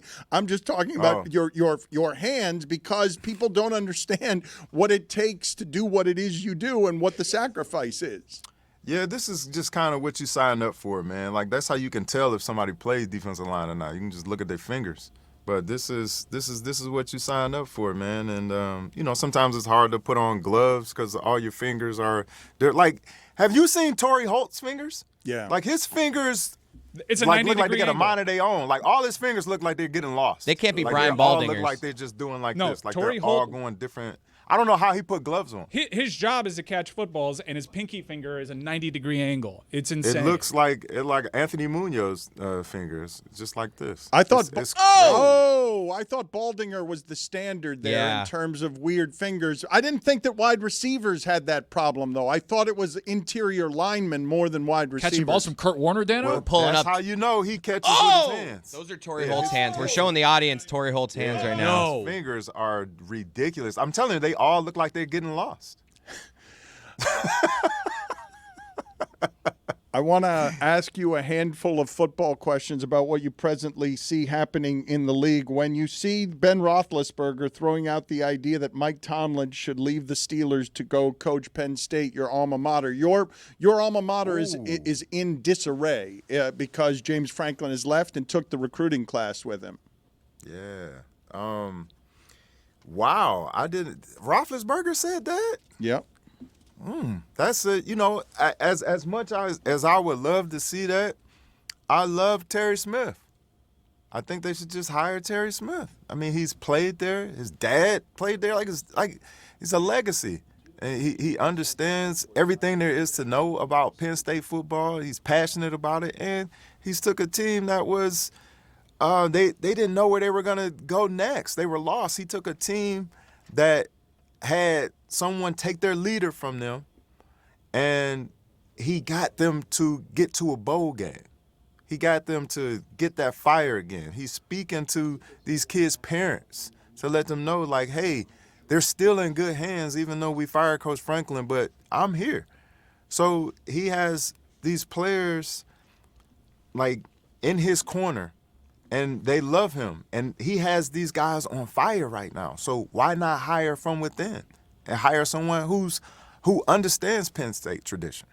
So I say keep Terry Smith.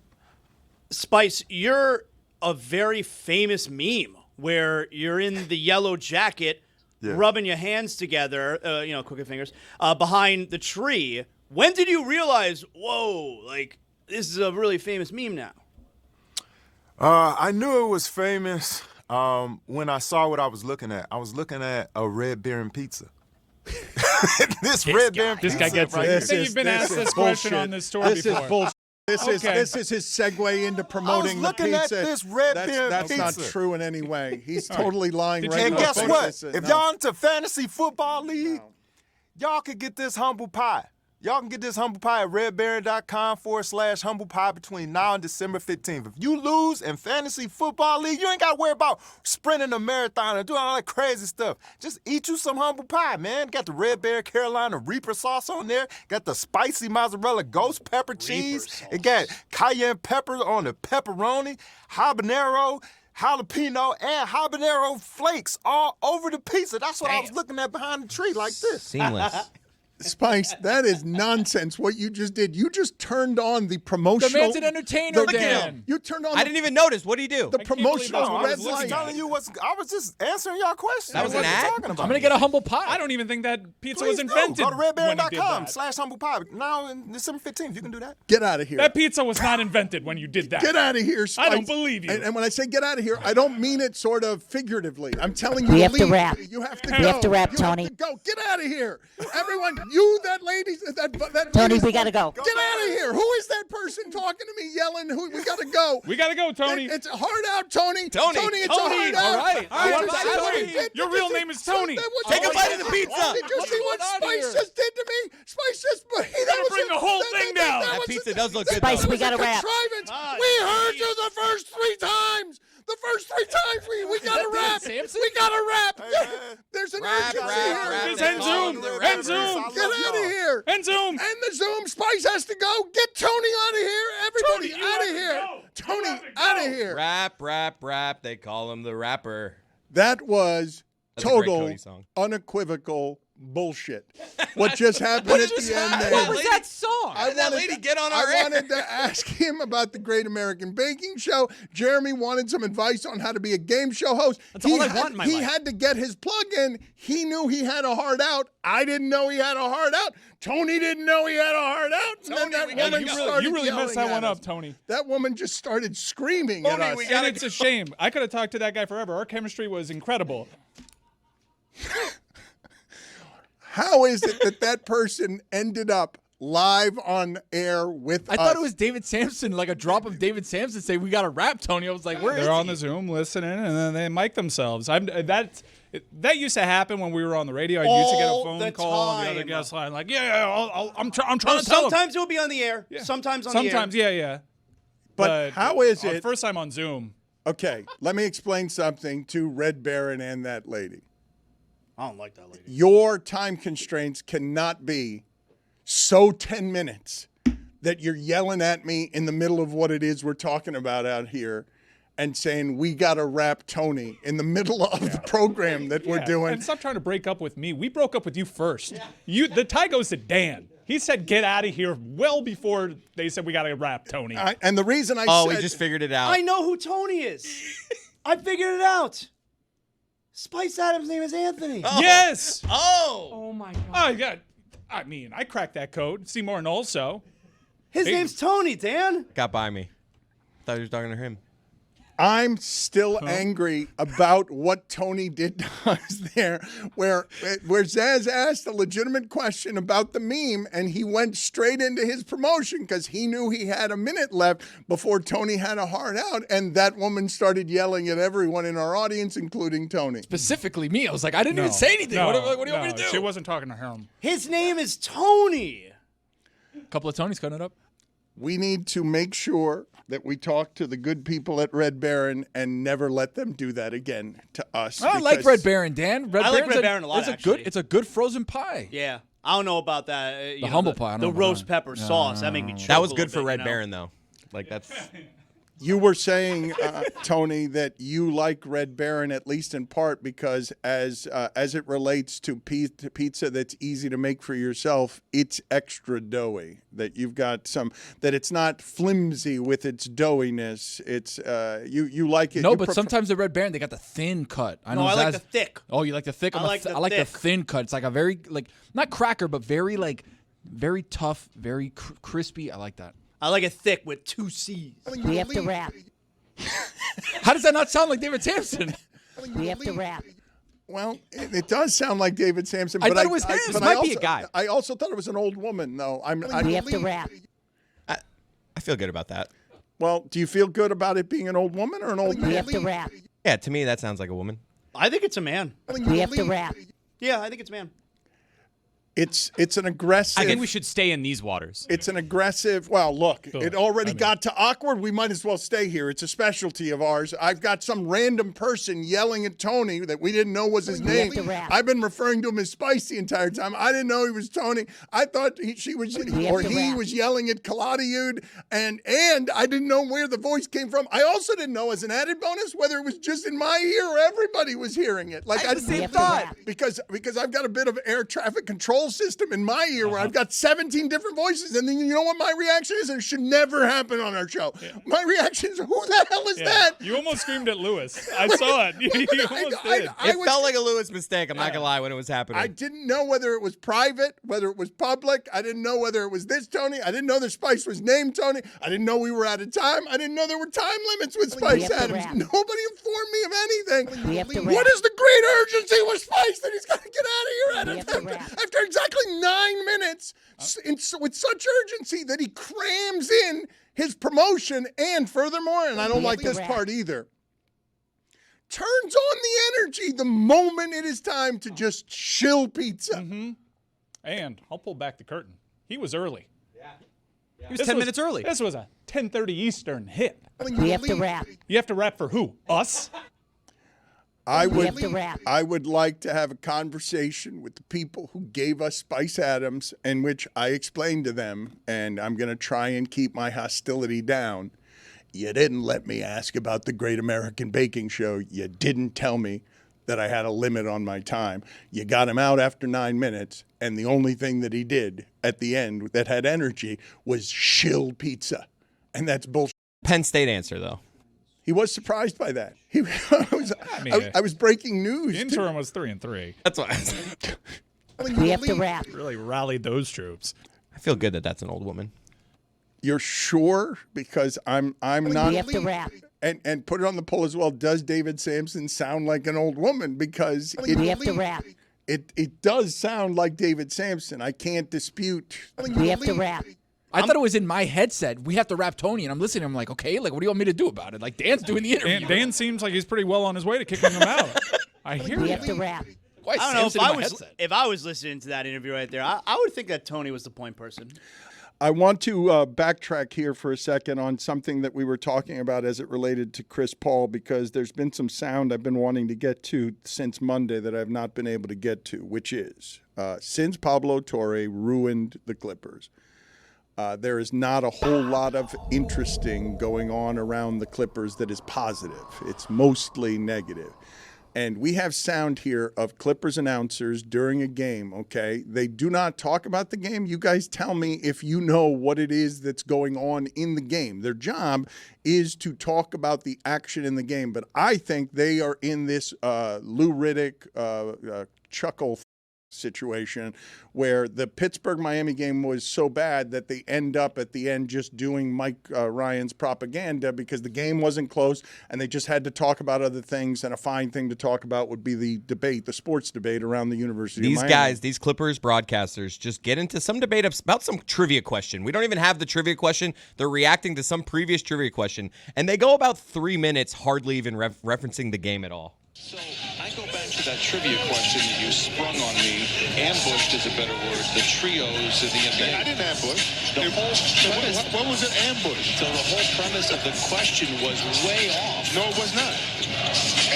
Verbatim. No. You tell me. No, I'm not telling you. Zoo wheels inside. You tell me exactly what I asked you. What was the first trio of family members? I didn't say what was the first. I didn't say that. The last? I didn't say that. Go ahead, then give me the question. No. Because I'll tell you where it's off. Okay. Would it be Mr. Main Event? That was his nickname. Get it? No, you don't. I do get it. Why? Well, you could go one of two ways. Boxing had a main event. Also, a little thing called the WWF. There are had players a main running back and forth that they're not. do the sneakers. See, that's what I'm saying. See, trying to now listen you to want the to twist my It was a question. play on words. No. I just asked you. So give me the question. No, I'm not getting. See, that's what I'm waiting on. Give me the question. I forgot it. Sorry, it's out of my memory. Because your premise is inaccurate, and that's the whole reason that it threw off my equilibrium. So you just can't say you didn't know. You were wrong. Ask me the question. I don't know how I asked it. Just give me the topic. It was name. It was a trio.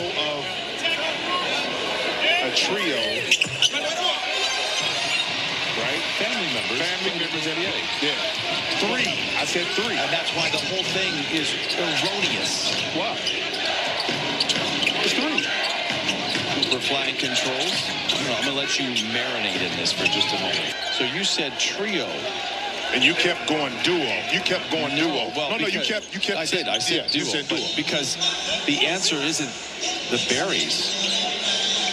You have Rick Barry, John Barry, our favorite Barry, Brent Barry, And then I said same team. The youngest brother, Drew Berry. I said same team. I don't recall that. Oh yeah, so that's why it was the Nance. That's why I completely No. agree. You didn't. No. You didn't listen. I said they played for the same team. Christie in the corner for 3. That's the first game action they Max gave Christie. you. See what I'm saying? That's what threw you off.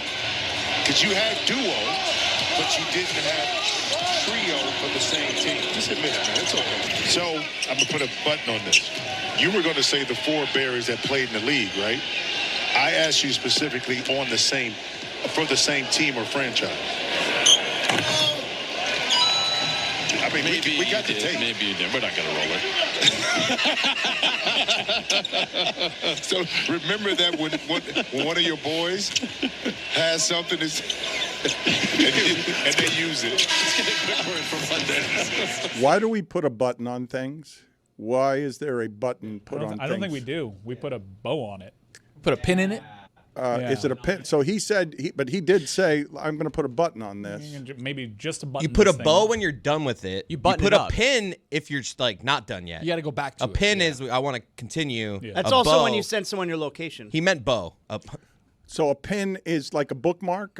Putting a pin in it is something you come back to. Putting a bow on it is something that's finished. But what happens when you put a button on it? He meant bow.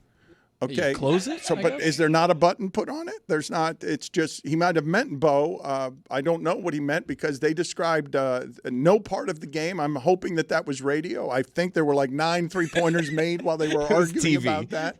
To put a button on it comes from the theater world, where it means to add a final touch to a scene or provide closure, a sense of completion. It's been used since at least the 1930s. I don't believe it. Okay, but that doesn't really explain. Like, while I know what it means to put a button on something, and he did use it correctly. So on brand for Jeremy with that correction. Well, it wasn't correction. He was trying to add, but all he did was explain something I already knew. I want to didn't know know that you why were the both theater button kids. the button was put on it. So, is the button the last thing that gets put on a costume? Is it the final? I'm on it. Yeah, I just was curious about that. Thank you. I appreciate you moving us off of that. We got to wrap. We got to wrap, Dan. We got to wrap. We were going to wrap, stay Tony. on that sound longer than they bickered. We got to wrap, Tony. We got to wrap. It's like, what the hell did I do? I am going. We have to wrap. I want you guys. I want you guys to get for me, okay? Everyone involved with marketing at Red Baron Pizza, so that I can have a conversation with them after the show to explain to me how it is that they thought that was the way to handle How that do they think that's situation. appropriate? We have to wrap. It's a live show. Let me just go on the intercom here and tell someone named Tony, which we learned was Spice, it's time to wrap. We have to That wrap. bothers me. I hate that. We are getting to the bucket here, the Dentech bucket. I will remind everybody to put their mouthpieces in, and I will remind everybody listening to this that if you have any headaches in the morning, if you do not know that you're grinding your teeth while you sleep at night, Dentech is a way to alleviate that. I know this because it was happening to me, and I was able to get some headaches out of my life that I didn't even know were happening because I was grinding my teeth. That's right, Dan. The bucket is presented by Dentech's Ultimate Fantasy Football Punishment. Learn more and sign your league up at dentech.com. Jeremy, what did you pick there? So I never thought that I would have a team playing the Cleveland Browns that I would want to put back. But this is the Titans, so I'm putting it back. We have to wrap. They are 4.5-point underdog at Cleveland. By the way, the one of the helmets or some of the helmets that you'd like, Carolina, the Giants, New England, and San Francisco are on a bye. You picked the Colts. The Colts I've are got the at Colts the at the Jags. Jags. They're a 2.5-point favorite at I'll the take Jags. it. Jags are frisky, Dan. The Jigs. Colts favorite on the road. We have to wrap. The money does not believe in the Jags because they continue to be underdogs in games at home, even though they've got an 8-4 record. You know the Colts haven't won in Jacksonville since 2014? I did not know that. You know who the quarterbacks were? Andrew Luck and Chad Henne.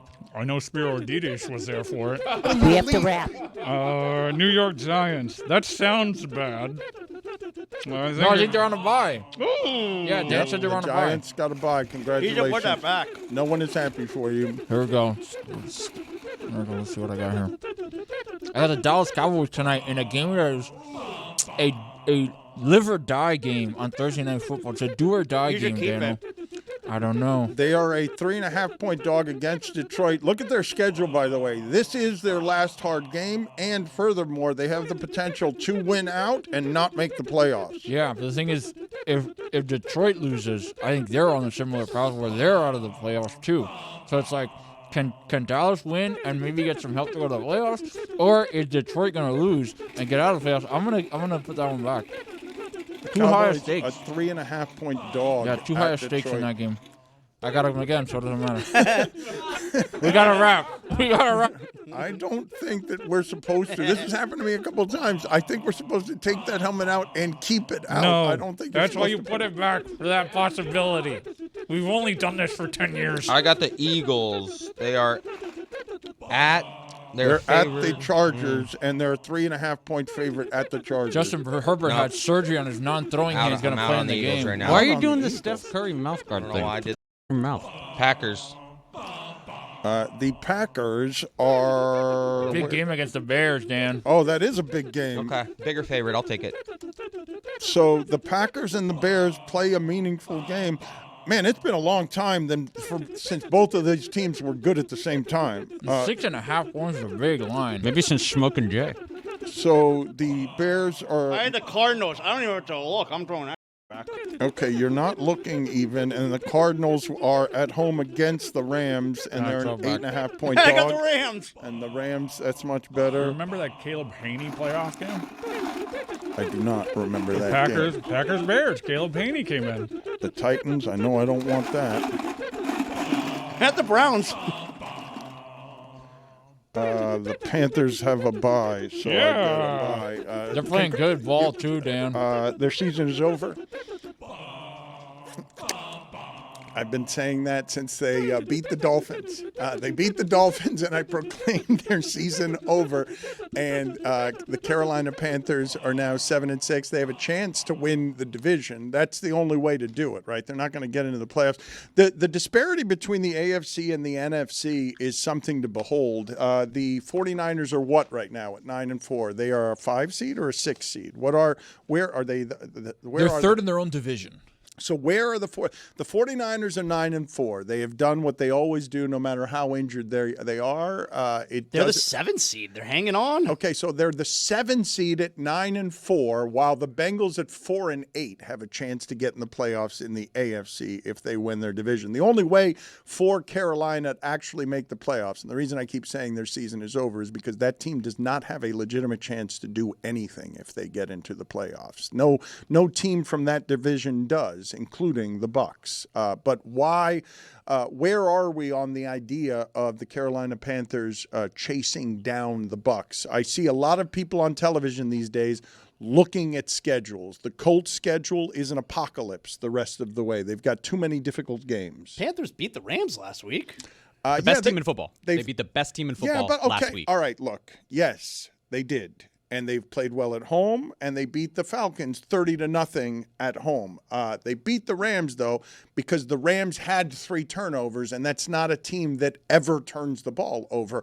You hadn't had Matthew Stafford throw an interception in 10 weeks. So no credit to them for forcing them to look like that? They forced turnovers. I believe that turnovers are largely lucky. There are some instances. For example, the Jets have been bad this year, at least in part because before last week, I think they'd caused 1 turnover. But I don't actually think the causing of turnovers is an ability. You go ahead and look at, for example, go ahead and help me this year with the randomness of football turnovers, given that I thought that the Jets and the Steelers were going to have good defenses this year because they had good defenses last year. But I don't actually believe that unless you have a pass rush, like unless you have what they have in Denver, I don't believe that turnovers are a recreatable thing. For example, that Chiefs-Dallas game, the Chiefs-Dallas game that got decided with the Cowboys winning, you tell me whether you think the turnover, the fumble at the end of the game that the Cowboys did not actually lose, you think that that's an ability what Turpin did there? Well, Carolina's top 10 in turnovers, but yes, I think that you force turnovers. I think you prepare for weeks on end for an opponent. You see something in film, and you execute a game plan. I do think, there's sometimes a ball slips out of a hand, but that's not what happened. against the LA Rams. Like, they forced those turnovers. They played really well. Or you're playing against that Lamb, man. You know about that Lamb, man? Yo, stop asking me if I know about that Lamb, man. So let's examine this for a second, because I do believe there is a large element of luck with forced turnovers everywhere except where it regards pass rush. Because if you have pass rush that you can get, that is a disruption that is something that can be forced upon the other team. It can also make your secondary a great deal better, because if you have pass rush, we all know what that is. But I am not that impressed with Carolina's pass rush. They were good against the Rams. I thought Stafford had a bad game. And I don't think that Carolina forced that upon him.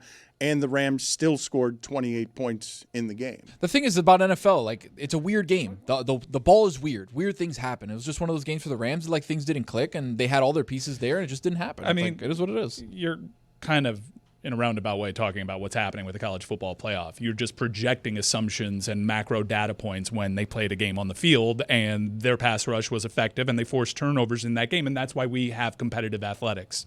They also won at Green Bay. So when you talk about like only being good at home, they did win on the road at a team that's going to be pretty high up in the playoffs. And the thing that you bank on if you're the Panthers is the same thing that you're banking on actually if you're the Bears, which is we have not one but two different running backs we can go to. The reason they beat the Rams is because they ran the ball, They ran the ball 40 times. 5 times with Bryce Young, but 17 carries for Chuba Hubbard, 18 carries for Rico Dowdle. And when you can control the possessions that way and not turn the ball over, you have a chance to turn out on the other side of the turnover margin. On the other side of the coin, though, they lost to the Bills 40-9, and they lost to the Patriots 42-13. AFC. So it's like, where are you in the hierarchy of, are you a good team or are you a bad team? If you create turnovers and you can run the ball okay, you're a little bit better, but then when you have a team that plays really good offense, you kind of suck. They're an execution team, and they're lining up against these teams with a talent disparity. And yes, it's about limiting the opponent's possessions, because the more possessions they get, the more likely they are to score points. So you try to control the game,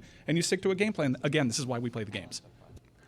They have a couple of games against the Bucs in the last 5 games that will end up deciding that division. But I do think when we talk about the analysis around some of this, I'd like to explore this with you guys, okay? Small samples, right? 13 games played, you're 7-6. We all know that all the football games are close. Go look at Arizona's schedule and how many games they've lost by 1, 2, 3, or 4 points. Just go look at Arizona.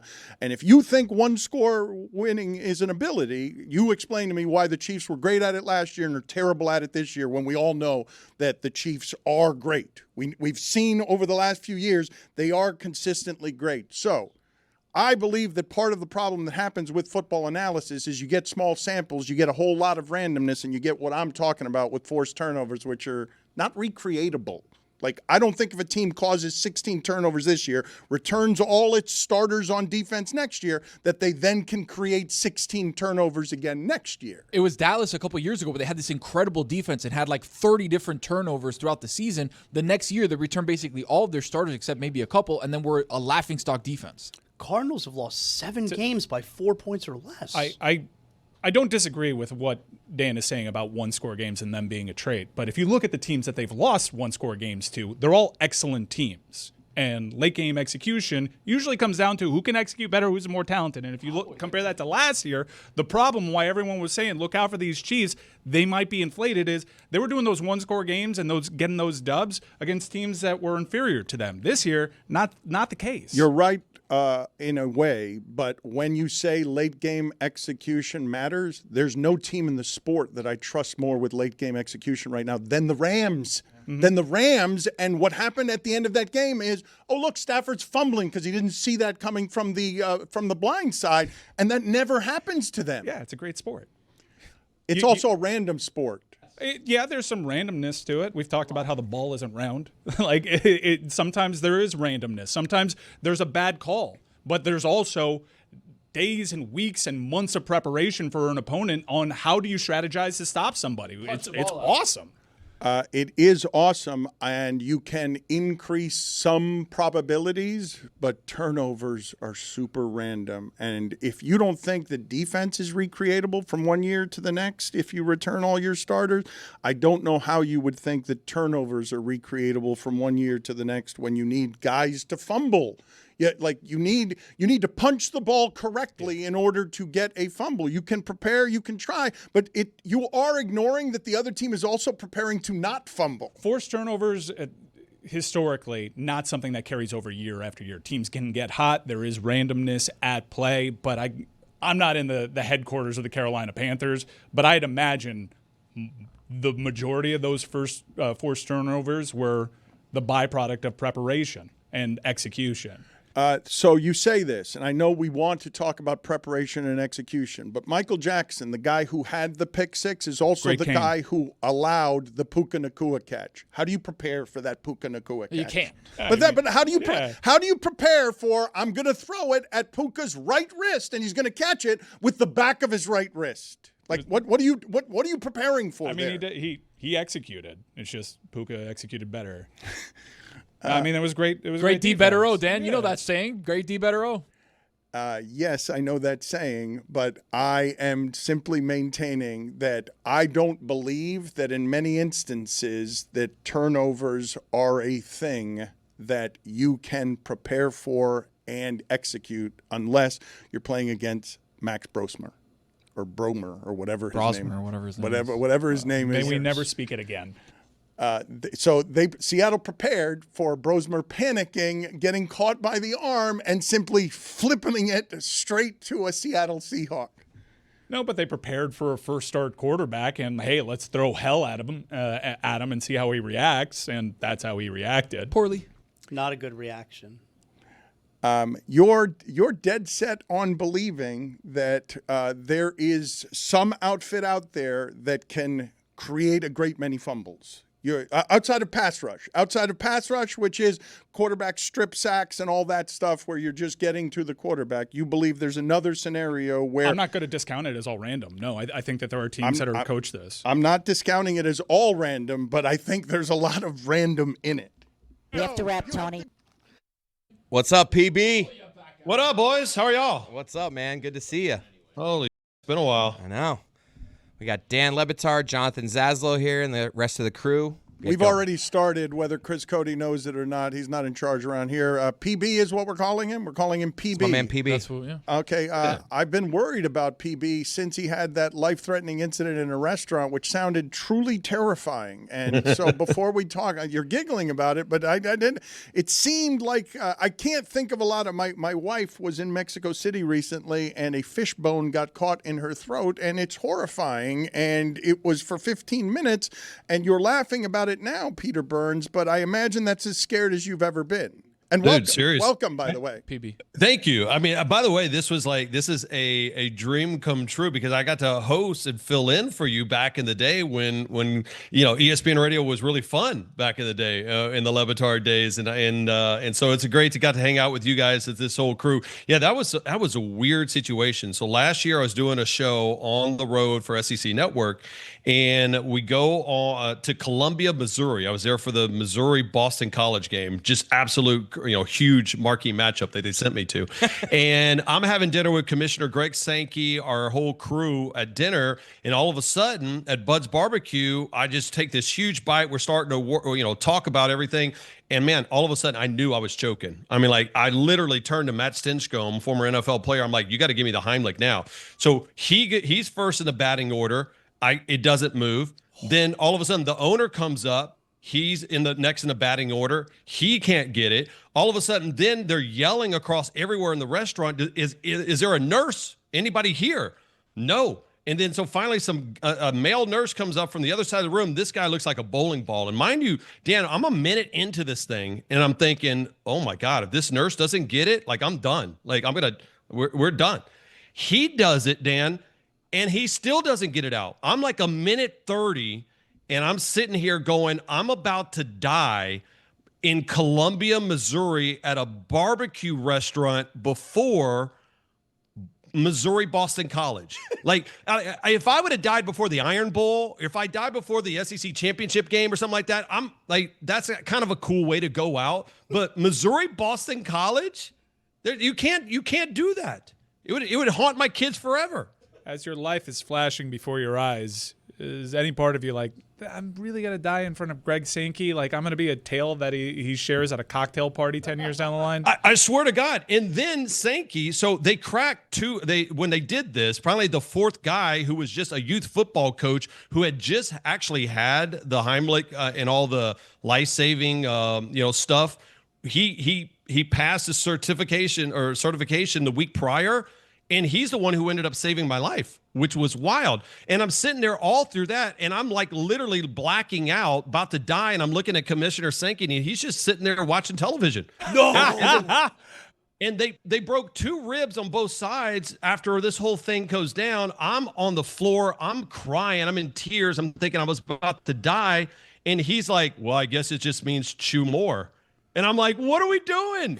Like, you're giving me, you're like, I nearly died. And I think he felt bad. The next day he called me and he's like, I apologize about that. But yeah, and now I'm here. So hello. I have a number of follow-up questions. So you can't breathe at all, or it's staccato breathing, or you're... No, buddy, it is, Dan, I'm talking 0. And that's when I knew it was something serious, where I'm like, I'm drinking water. I'm like, no. And I mean, you got nothing. And it's the oddest part of this whole situation, because when you're choking is you can hear everything fine. Your touch sensation is fine. Your vision is fine, but you just can't breathe. And then you start thinking about, like, how long can I go? Like, as a kid, you'd be like, I think I can hold my breath for 45 seconds or whatever. But that's when you're like practicing all of this and like, all right, I'm going to really try to hold my breath. I didn't know before I took this big piece of steak how long I was going to be out for. And the crazy part about this, and it's like a damn movie, is as the last person's doing it, I'm thinking I'm about to die.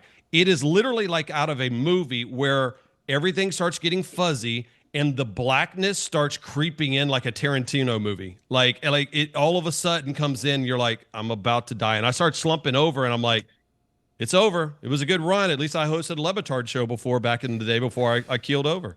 I still have more questions. Are you so panicked that you're not actually feeling the pain of they've broken my ribs here? You don't feel that. The adrenaline is there, and I didn't know it until for 6 weeks. It was excruciating, where I couldn't even get out of bed. And even afterwards, I didn't feel that bad. We had to call we called Eli Drinkowitz and the Missouri head coach, because their game's tomorrow. Their team doctor had to run to the facilities to help me out. So, and to give the x-rays. I mean, this thing was completely wild. But yeah, you're aware of how bad this is. And you're also like, every single second I can stay literally alive and hold my breath gives you one more opportunity for somebody to save your life. And I'd love to say I had this like epiphany where I'm like, I'm going to change everything in my life. Like, I'm going to be a better human. I'm not going to be like Chris, who does not put his shopping carts back. Such an old take. I do that. No, it's a bad take, but it's a real take. That's something you had. It lives. And I was a great human for about 2 weeks, and then I got back to my normal self. So it just... Well, you say normal self, but I imagine you chew a lot differently now, right? Dude, every time. And now I've got an 8-year-old and 6-year-old, and I watch them like a damn hawk. I'm like, no, ma'am. No, you chew right there.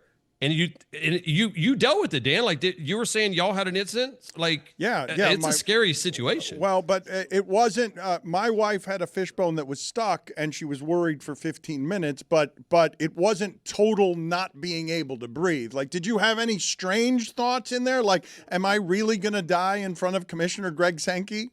It's that, and then it's awkward because we had the best table in the house, which is right at the beginning, like right in the front of the restaurant. So mind you, I'm sitting there dying. Everybody's just sitting there watching, and everybody's all like, I got a front row seat. Everybody's waiting in line to order their food. So they're like, yeah, I think I'll have the 2 brisket. I'm not having what that guy's having, like, because that guy's dying. And like, it was just... It was wild. And I'm sitting there and I'm looking at this sign. I'm like, I'm going to die in a barbecue restaurant in Missouri.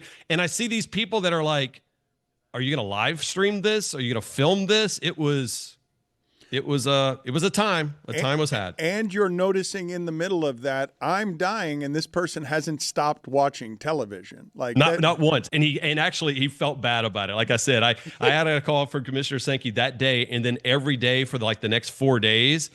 And I think the first day he realized how close I was to dying, and he's like, I'm not going to make any more jokes anymore. And I was like, that's fair. So we've since patched that up, and then I said, that's fine. How you can make that up to me is just have ESPN sign me to a brand new contract, and that hasn't happened. So we'll figure out what goes on. How does Matt Stinchcomb even look at you? I mean, again, that's the whole thing. I was more upset with Stinch. Matt Stinchcomb's a college football Hall of Famer, an offensive lineman, and played in the NFL. And I'm like, Stinch. And this, by the way, is the guy, the dad, Missouri dad, that saved my life. And amazing that he just happened to be at the back of the restaurant, a youth football coach who had just done it the week prior, and Jack Foster saved my life. Unbelievable. MIZZOU, baby. Tiger fan for life. Mike Ryan has another life or death question for you here, and you better answer it correctly. Should Miami be in the college football playoff? Yes, and they should play Vanderbilt this weekend. That's what I'm all in for. Give me the Le Batard Challenge Bowl. Can we have that? I mean, it's a joke that Miami, I literally saw it with my eyes. I mean, Miami beat Notre Dame, and you guys know, I hosted this show. I'm not a diehard Miami fan. I'm not a diehard ACC fan. And I sit there and I go, how in the hell do you have two resumes that are almost identical, and yet they played? We know the result, and the committee's like, nah, fam, we're good. Like, we don't need to have that in our playoff rankings. It's complete utter bull. How all of the committee, time in and time out, has all this stuff going on. I'm glad you're alive. And you get a situation where Sarkisian is embarrassing himself by doing politicking, and Cristobal doesn't mind going out there and pointing out yesterday that Notre Dame has 6 wins against teams that are ranked 105th or worse in defense and lost to their only 2 legitimate opponents. You got Cristobal saying that, where they're just trashing Notre Dame. Like, what? I wonder where he got that information. It is, again, in the fact of, I remember I had Sark on my show a couple of days ago, and I knew he was going to be politicking, and he talks about, hey, guys scored a late touchdown up 31 seconds. I was like, okay, that he clearly is trying to get like some hit 'em up mixtape, put it up on there about other coaches. And again, I saw, when I saw the college football playoff rankings this weekend, the first thing I saw when they came out on Tuesday is like, yeah, we're expanding. Like it's happening. We're not going to have 12 teams, and we'll probably, I don't know if it'll be 16 or 24, but there will be some type of expansion. Peter, does the committee know what they're doing going into each week, or are they making it up as they go along? It's a great question, Zaz, and I always thought they don't take the best teams. They don't take the most deserving. They take the teams that are most convenient for them to show what they can do. And for them, there is convenience in saying, well, we want these teams to be in, and we don't want these teams to be in. And if we do this, we're going to completely contradict what we said. Now, the college football playoff rankings show, it's a ratings bonanza, I guess. People want to see it, but I think now people more so want to watch the college football playoff rankings afterwards, just to see how they're going to pretzel themselves in to what they said was not the case last week. I mean, it's crazy to think about. The SEC is really fascinating to me because I will concede it is the best conference in America, but it's also simultaneously the most overrated, because I think people are applying a lot of what the facts were maybe 5-10 years ago to today, when Mizzou and Tennessee get ranked. When combined, they have 0 wins against FBS teams that are over 500. You want to talk about convenience. The SEC usually gets stacked at the bottom of these rankings to kind of boost the resume of those that are actually doing some winning. Texas A&M finds a way to not play any of the top teams in the SEC. These conferences are too large, and we all saw the quarterback. You're asking this question of the anchor for ESPN's SEC network and the host of ESPN Radio and SEC This Morning on Sirius XM SEC Radio? I mean, Peter, Alabama hasn't played a good football game in a month. Oklahoma's offense is trash. We all saw the quarterback play this weekend. Like, there is something to it. It can be both. It can be the best top to bottom conference in America, no doubt, and it could also be wildly overrated. Well, what also happened too is the 12-team playoff, and it's a great point. The 12-team playoff was made for what college football looked like before the conference expansions and the realignment. And I think those things worked when everybody inside their conference played each other. But you're right. Indiana, Ohio State, you know how many top 15 matchups the Big Ten has played all season long? Okay, 2. And one of them was Ohio State, Texas. Okay, so that's 2 of them. Now, there's been more for the SEC, but what happened now in the college football playoff rankings, or the how this field works, is that the conferences have gotten so big that you could have A&M get a weak schedule but still play an SEC schedule. You could have Indiana not play anybody, or Ohio State, because you got 19 teams in our damn conference, or 18 teams. Like, it's a disaster, and yet the world keeps spinning because people keep watching it. Again, he is the anchor for ESPN's SEC network and the host of ESPN Radio SEC This Morning on Sirius XM SEC Radio. You're also someone who was raised in Baton Rouge, so I'll ask you the question I've been asking this week.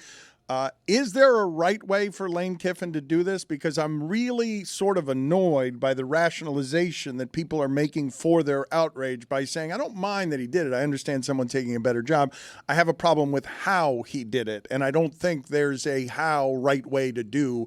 I'm leaving my school when they're in a playoff situation. Yeah, Dan, I love it. I think the nuance in that conversation here is, if you're Lane Kiffin, you've been wanting to take one of these quote-unquote blockbuster jobs. Like last year, it was going to be Florida, right? But then all of a sudden, Florida beats LSU, so they decide to keep Billy Napier, and so now he's not headed to Florida, and they kick the can down the road, and ultimately they fire him, and then he wanted to take LSU. The problem with what Lane wanted to do was have his cake and eat it too.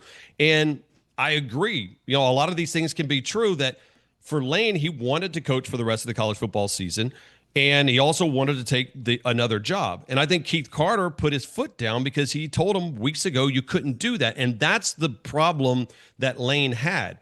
I think Lane knew that answer, and he kept playing footsie because he was so dopamine attention addicted to the fact of, the man tweeted out a visor that said Lane 2026.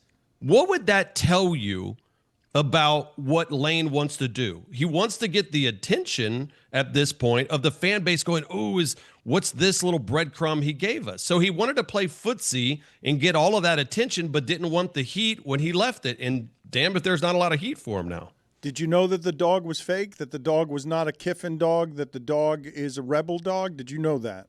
Stolen puppy valor. It was rough to hear. And I think a lot of people, and now I think the feedback of that was so bad, I think that they have basically said, fine, I'll take the damn dog. So I think the dog is actually now in the transfer portal and will be headed down to Baton Rouge, because I think people understood, man, like, you can piss off fan bases. You piss off dog owners, you can't. That's a bridge too far for so many people. You don't believe Oklahoma's any good, do you? Actually, I do. I think their defense travels. They're physical. I think so. Don't get me on this tangent, and that's one of the reasons why you'll like it. I think Miami's a physical team. I think there are certain teams that are. I wouldn't want to play them because the physicality in this transfer portal world doesn't travel. I think that Oklahoma's physicality defensively travels and can play with anybody in the country. Their D-line can, but they're only a D-line. They shouldn't dress the other 80 players. It should just be the 5 on the D-line. They've shown over the last 2 weeks they can literally play with anyone in the nation, including the bottom of the SEC. No, thank you. I appreciate that. Yeah, they haven't got over 300 yards of offense in the last 2 games, but the defense was that good. And I would have been curious to see if Mateer hadn't broken his hand in the middle of the season. I think that effed him up a little bit as far as I don't even know the physical aspect of it. But like Zazzle, I think it was like a lot of like his mental aspect of it that played into that role. But that's again, like if I'm taking right now, you taking Miami or would you take Oklahoma, Zaz? I think I'd take Miami. I don't think Oklahoma would score enough points to keep up with them. And I would take Oklahoma because I don't trust enough of Carson Beck. Oh, you're biased. It's a really good defense to say that he would make a mistake. You're biased. The Carson Beck that dominated that conference, get out of here. What is this? You are clearly biased. I wish you were dead. I freaking love this show. God I think damn, I that football told coach Zaz, doctor. I'm pissed off because the most fun I've had doing radio in 20 years was when I had to do this show whenever you guys were out back at ESPN, because none of this mattered and it was fun. You could talk about whatever you wanted to talk about. And again, I sit there and like, this has been the wildest 72 hours that I've covered in college football, especially in the SEC with all the coaching changes and whatnot. But you guys always have some fun, man.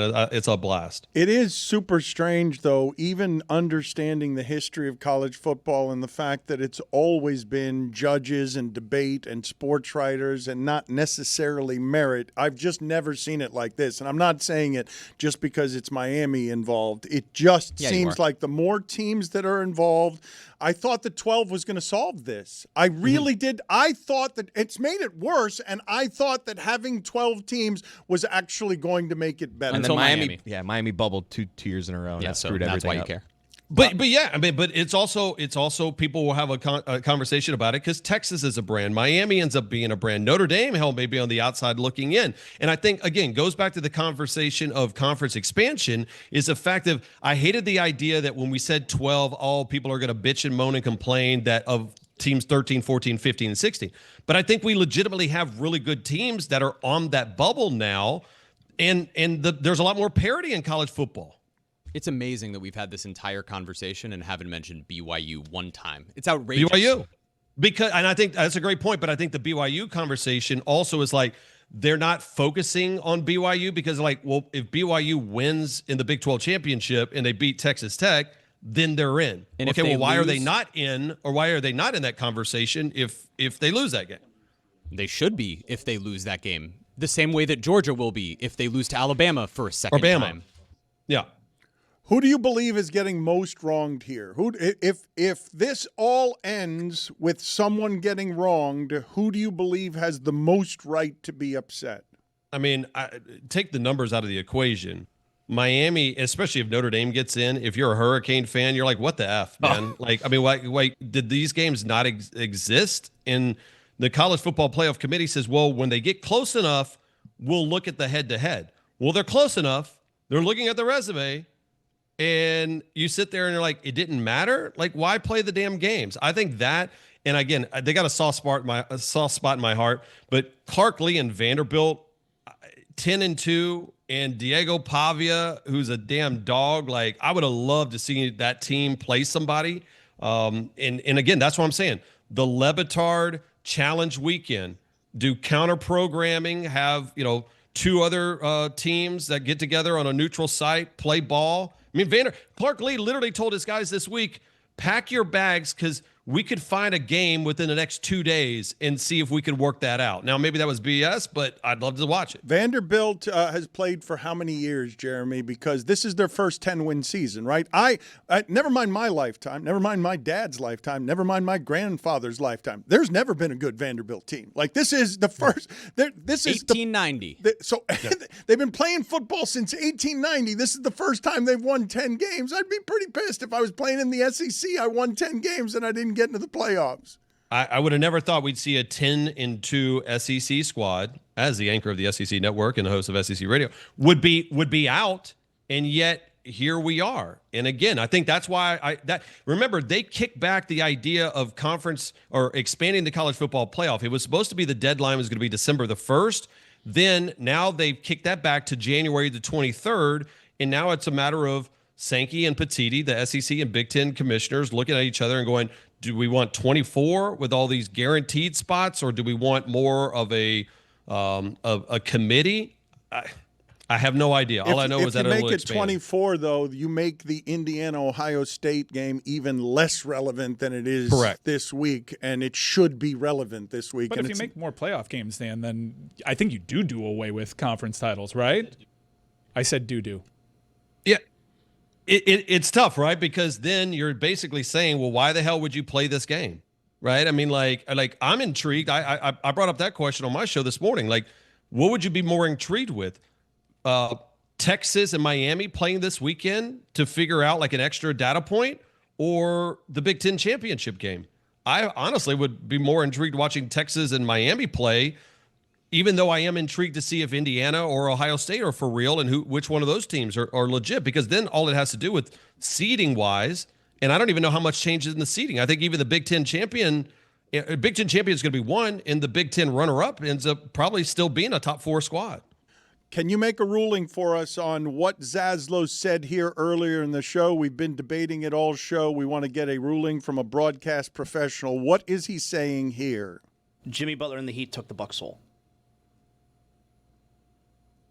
Ooh. Jimmy Butler and the Heat took the Bucks' soul. I don't know if it's a butthole. Give me one more time. Give me one more. Heat took the Bucks' soul. That's not fair. No clue. Zaz, it was a hole. Jimmy Butler. Defend yourself. What was the idea that you wanted to come get across? The Milwaukee Bucks have not been the same since 2023 when Jimmy Butler and the Miami Heat took the Bucks' soul. Got it. Bucks' soul. Okay. All right. It's This is how he said it. He took the Bucks' soul. Yeah, it was much more of a butthole take than it was a Bucks soul. Thanks. Butthole take for sure. He took the Bucks' soul. Thank you, Peter. That's nice. Appreciate the time. Good seeing you, He took PB. the Appreciate it. Thank you. Nice seeing you. See you, boys. A couple of other things that I wanted to get to here in this hour. One of them, the inexplicable, or to me inexplicable anyway, of Quentin Tarantino taking out Paul Dano. Paul Dano, I don't know if I was introduced to him in There Will Be Blood, but it was one of his most signature roles, and I think it's where I discovered, who is this guy? I think he's good. Did you ever see Little Miss Sunshine? That's where I saw him first. I did see Little Miss Sunshine. Don't actually remember sort of the idea of who is this star the way that I thought, opposite Daniel Day-Lewis, going back and forth with Daniel Day-Lewis, matching Daniel Day-Lewis. What was Quentin Tarantino's objection to Paul Dano? Where was this and why was this? So he was on a podcast and he was naming his top 20 movies of this century. So top 20 movies of the 21st century. And I'm just going to read you the quote because his number 5 movie is There Will Be Blood. And he says, quote, Daniel Day-Lewis, the old-style craftsmanship quality to the film. It had an old Hollywood craftsmanship without trying to be like that. It was the only film he's ever done, and I brought it up to him, that doesn't have a set piece. The Fire is the closest to a set piece. This was about dealing with the narrative, dealing with the story, and he did it amazingly. There Will Be Blood would stand a good chance at being number 1 or number 2 if it didn't have a big giant flaw in it, and the flaw is Paul Dano. Obviously, it's supposed to be a two-hander, but it's also drastically obvious that it's not a two-hander. Dano is weak sauce, man. He is the weak sister. Austin Butler would have been wonderful in that role. He's just a weak, uninteresting guy, the weakest actor in SAG. And then he laughed. That's crazy, right? I can't believe that. I can't believe Tarantino said that, even though he's always opinionated, and even though I know how much he loves Paul Thomas Anderson and competes with Paul Thomas Anderson. Paul Thomas Anderson did Boogie Nights at 25 years old, is also one of the greats. You never hear a director do that to someone they have, not only in their industry, but does he have a bad experience with Paul Dano? Like, how would he assess? That must be, if I'm Paul Dano, and I have no knowledge that Tarantino feels this way about me, and I'm just listening to that podcast, and I hear all of a sudden Tarantino take me out that way, someone that respected, that is a cutting comment that I'm going to have trouble getting over. No, this is bizarre. I think QT really put his foot in his mouth. A foot fetish joke, Mike. That's right. He would have liked the movie better if there were women's feet and also he could say a racial slur. Where did this come from? There's no history between the two. Did he bang his mom? I mean, he must have. Don't we all agree that Paul Dano is a pretty good actor? Like, I used to think so. I thought he was a great actor. He's no Austin Butler. But I also know Quentin Tarantino is my favorite director, and I was really shocked to hear this. Let's get to the Hampton Farms nominees for year-end winning here on Nuttiest Fan of the Year. Yeah, it's very exciting, Dan. We are doing our Tournament of Champions. Every week throughout the football season, we nominated a Nuttiest fan. So now you can go to our Instagram. It's the Nuttiest Fan Playoffs. It's brought to you by Hampton Farms. Get nutty with Hampton Farms, the official peanut of bowl season. Vote for your favorite at Le Batard Show on Instagram, and we will crown a winner next week. We had a bunch of good nominees throughout the season. We had the insane fans storming the field at the Virginia-Florida State game. We had Peepo make an appearance. We had so much good stuff, Dan. We had, Michael Irvin. Remember Michael Irvin taking a belt at Doak? I think that's my favorite. Not taking a belt. He was not taking a belt. He was just whipping the wall. Taking a belt to the wall. That's how I would describe it. That is how you could have described it the first time, but not how you Look at described that. it. That's my favorite. Remember Peepo. We had a bunch of good nominees. Go to our Instagram and vote for your favorite. We will announce our Nuttiest Fan of the Year next week. I wanted to ask you guys a couple of questions about the movies, and specifically The Smashing Machine with The Rock. Are you guys aware that while The Rock was trying with A24 to clearly win an Oscar, while he was trying to be taken seriously as an actor because he's lining up with A24 and also doing something that I would not do if I were The Rock? I would not spend hours in a makeup chair every day. If I were Colin Farrell in The Penguin, I don't know who you guys would say required the most work in makeup for hours a day. I know Eddie Murphy did a lot of this when he was doing his movies, but it's just not something I would choose to do, spend hours a day in makeup. But are you guys aware that The Smashing Machine, while it got him a standing ovation and people did actually appreciate the acting in it, is by a lot his worst box office debut ever? That it's a commercial bomb. It's not a success as a business, and sometimes actors choose artistic endeavors instead of commercial ones, but that's not usually what The Rock does with his business choices. And I wonder what you make of the fact that The Smashing Machine is an artistic endeavor, but evidently the people just want The Rock jumping from skyscrapers and doing what The Rock does. They don't really want The Smashing Machine in that story, no matter how well he acted in it. I wonder if he's bothered or hurt by the fact that it was the worst box office opening of his life. He put out a statement after it bombed in the box office, and The Rock does really love his box office reputation, and it was kind of sad. It's like, okay, I remember he was out in Madison Square Garden at the UFC fight next to Stugotz several years ago, talking about how it took him 10 years to get to the point to get it greenlit. He thought that this role was his dream role, and it would get him fanfare, awards, and box office success. Now, the first two are yet to be determined. He did receive critical acclaim, and we'll see if he actually gets a nomination. I'm sure that'll soften the blow. But yeah, he's wearing it. He's wearing it, even though he's already parlayed it into a role in Martin Scorsese's next picture. Skyscraper is such a good movie. All of that movie. Is that the one where he's hanging from a helicopter? He's got one That's leg where or he's one got arm? like the peg leg. Yeah, one and leg, he yeah. jumps from the skyscraper onto the building over the fire with a peg leg. Yeah. Jeremy, let's get Tarantino's top 20 movies Ooh, I because thought you never asked. Well, I've done some of this where I'm in an algorithm that I get a lot of Tarantino stuff, and I get a lot of when I go down this path, he chooses a lot of movies that I don't actually want to watch because of his appreciation for cinema in the 1980s, and he just chooses a lot of movies that I will never watch. But let's just quickly go through the 20. Start with number 20. I'll give you a couple quotes here that are interesting from him too. So number 20, West Side Story. He says, "This is the one where Steven shows he still has it. I don't think Scorsese has made a film this exciting this century." Whoa. Not only Dano, but now Marty? Number 19. Cabin Fever. Number 18, Moneyball. Really? Yeah. Number 17, Chocolate. Chocolate? Chocolate. Number 16, The Devil's Rejects. Number 15, The Passion of the Christ, of which he says, "I was laughing a lot during that movie, not because they were trying to be perverse, laughing at Jesus getting f***ed up. Extreme violence is just funny to me, and when you go so far beyond extremity, it just gets funnier and funnier." So weird. This is I hate that take. 14, School of Rock. Good film. Great movie. Watched He it says the this other is day. as close to Bad News Bears as we ever got. 13, Jackass the movie. 12, Big Bad Wolves. 11, Battle Royale. 10, Midnight in Paris. 9, Shaun of the Dead. 8, Mad Max Fury Road. The second Mel Gibson movie. 7, Unstoppable. No, wasn't in that one. 6, Zodiac.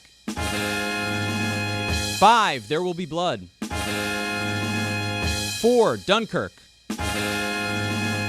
3, Lost in Translation, of which he said, I fell so much in love with Lost in Translation that I fell in love with Sofia Coppola and made her my girlfriend. And then he later said, I hadn't seen such a girly movie in a very long time, and I hadn't seen such a girly movie like that be done so well. Number 2, Toy Story 3.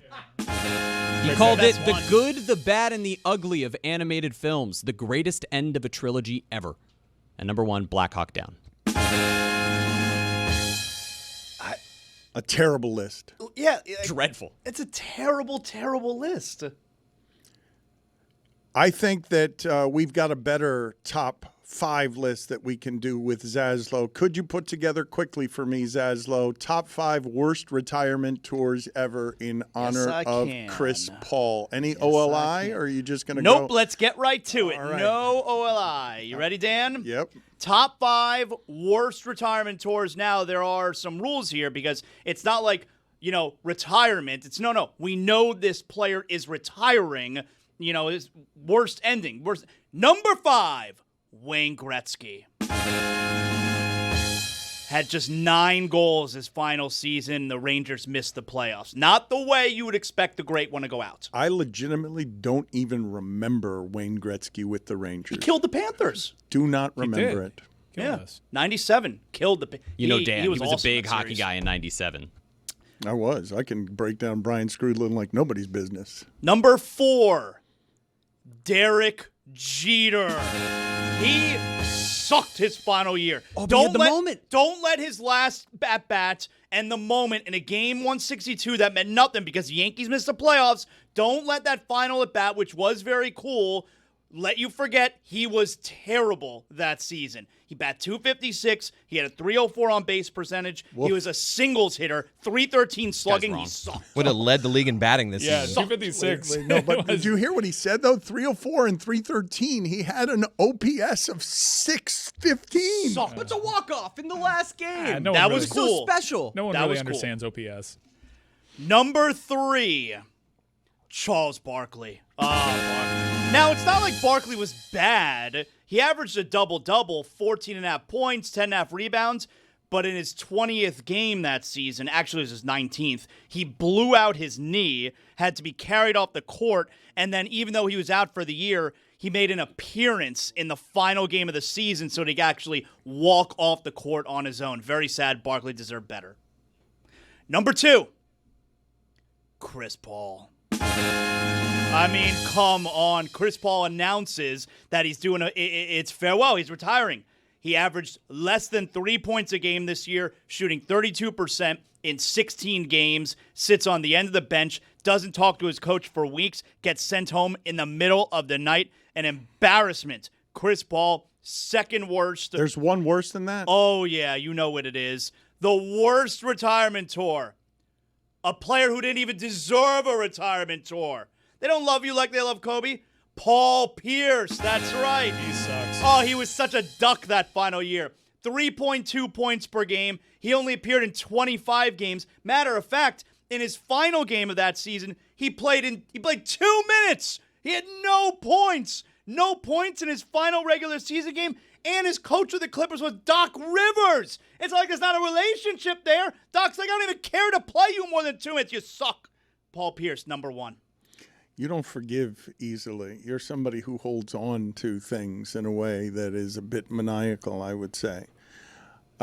Earlier this year, I guess earlier during the baseball postseason, I was wondering how Aroldis Chapman could possibly, at this age, have been still throwing 103 and 104 miles an hour. It didn't make sense to me that he was terrible a few years ago, and all of a sudden he is back to being all sorts of dominant, and that his high fastball is something that nobody in the sport could hit.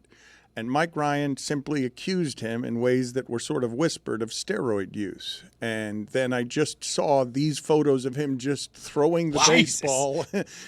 Human genes, Dano. That arm looks a bit like a human thigh. Look at those lats. My God. I didn't Look at his whisper chest. it. Look at his I chest. just showed you the picture. That's right. It's Thursday Thunder, and it's presented by DraftKings. DraftKings, the crown is yours. Juju, what do we got? Yes, sir. Thursday night football equals Thursday Thunder.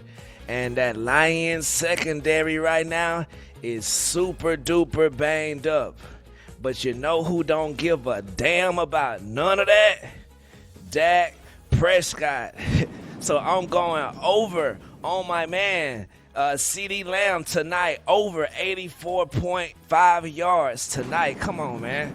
They ain't going to be able to guard him. Can't guard the man. Guess who else? I'm going over on George Pickens, man. Over 70 yards for my boy tonight.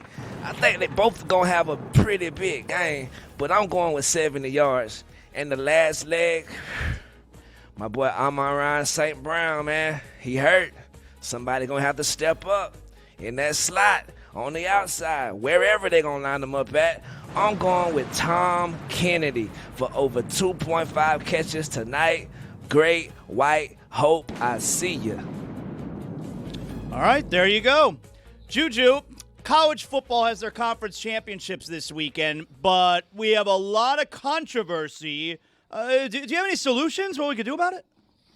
Yeah, man, I think college football should institute another week. Like, just reserve a week, bruh, for the break a pool stick over one knee, toss it at two teams who want to go to the playoffs week. Because this the only way to really just handle all of this, bruh. We can do what we want to do. We see how the president act. Man, let's just add another week, man. Let's do it. All right. I mean, I like that idea. He sold me. I like that idea. More football? Yeah. I mean, What do you think about the conference semifinals? These conferences are too big. You have the committee rank the top four teams. You use head-to-head as a primary tiebreaker. You get the top four teams, and you boost people's resumes that deserve to be in the playoff. You get more quality losses. You just get more data points. You remove one regular season game, and the teams that aren't in the playoff, they play one another based on ranking too, so you can find out really who's the best in each power conference, top to bottom. I like that. Yeah. I like that a lot. Yeah. Peter Burns had an idea, too. Le Batard Challenge this weekend. Miami. I think he's right, by the way. If I had the option of watching Miami or Texas for a, who gets in, prove it kind of deal, or Ohio State and Indiana, obviously I'm biased. I'm more interested in Miami, Texas. Right. I would also say I'm more interested also. I know that we got people on networks who are this big of stars, this big, they know this knowledge, but I'm tuned in to what Mike Ryan Ruiz is saying on Twitter about them Canes, because he is taking down dragon after dragon, pulling up with these weak-ass screenshots of some damn Notre Dame schedule. Salute my dog, Mike Ryan exclusive. Follow him if you're not following him right now. There you go. I've annoyed myself. But I have to for the cause. I get it. Juju, you have a top 5 for us here today? Man. I heard Dan earlier talking about turnovers just happen out of thin air. Bruh, the Panthers deserve credit. The Panthers defense. They was turning Brock Purdy over last week, and they moved on to the next week and did the same thing to my boy Matt Stafford. So it made me think of top 5 people or things that deserve more credit, man. I like this. Come on, man. OLI, Aaron Gordon. My boy lost his brother last year in the playoffs. Had a buzzer beater dunk in a series that went 7 games. Like, he been stepping up. He out with an injury right now, but he done proved to be a good piece next to the Joker, man. Had a 50 burger this season, too. Come on, bruh. Put respect on my boy name. Also, OLI, self-driving cars, man. What is this? It's incredible. I don't know if y'all seen that. I don't know if Zaz, you heard about them self-driving cars? Yo, you're nuts if you think I'm getting into a self-driving car. What's the matter with you? Exactly, man. Number 5, Dan said it, brought it up. Lane Johnson, man. Look, Eagles look bad without the boy, man. Somehow, some way, they look bad without him. Salute. You got Paul on the list? Number 4, Bryce. Every other week, Bryce Young. You can't trust him every week. That's true. Every other week, Bryce Young. There's bad Bryce. Yeah, for sure. Every other week, though, MVP candidate. That's when the Bryce is right. Look at my boy. Back. Come on, Oh, Jeremy. God. Put the camera on Jeremy for that one and give my boy some shine. Yes, sir, man. $1 million smile. Number 3, Caleb Williams, man. Like, the Bears are the number 1 seed. That's a real sentence. What are we doing? We make fun of him about the nails and the pink and all this stuff. Nah, let's put some respect on my boy and some credit where it's due. Let's be just as loud as when we gonna hate on my man. You feel me? Number 2, the beeps during weekend observations. Bruh, that was rough to listen to, without them beeps. Good point. And the number 1 thing, a person that deserves more credit in the world, bruh. I don't know if y'all remember this thing called Sheets and Giggles, but I remember my boy used to struggle. I'm talking about struggle so bad. But now my boy Chris Cody reads live on air. Come on, man. Give my boy some more credit, bruh. I have gotten a lot better. I've noticed. Wow, a lot better at I've talking. noticed. Good for you. Hell yeah, man. Also, breaking news yesterday. I don't know if y'all keep up with this type of stuff. Darius Slay, my cousin, just got picked up by the Buffalo Bills, man. Come on, man. We are alive. I don't care how the season ends, man. We just going to have fun every Sunday, bro. This week, we probably going to have trouble against them Bengals, but we going to have fun doing it, bro. Juju, tell us how everybody can watch you on Alley-Oop. Man, at DLS Hoops on YouTube, you feel me? We got a brand new page. Look, we struggling for views right now. Help a brother out. Help us get some views. We would love to make it one of the shows that's just as big as possible. You know what I mean? Also, salute the Club 520 podcast signing a deal with Adidas yesterday. The first podcast to get a shoe deal, man. We aiming for that stuff right there, man. We want to be just as dope as them folks, man, and hats off to them. But yeah, man. And on Fridays, on the regular Le Batard channel on YouTube. You dig us? Make sure you check Juju out, all of his friends, including my homegirl Trista Crick on Alley-Oop. But speaking of Alley-Oop, we haven't done it in a couple days, guys. I got an MVP. Oh, yeah.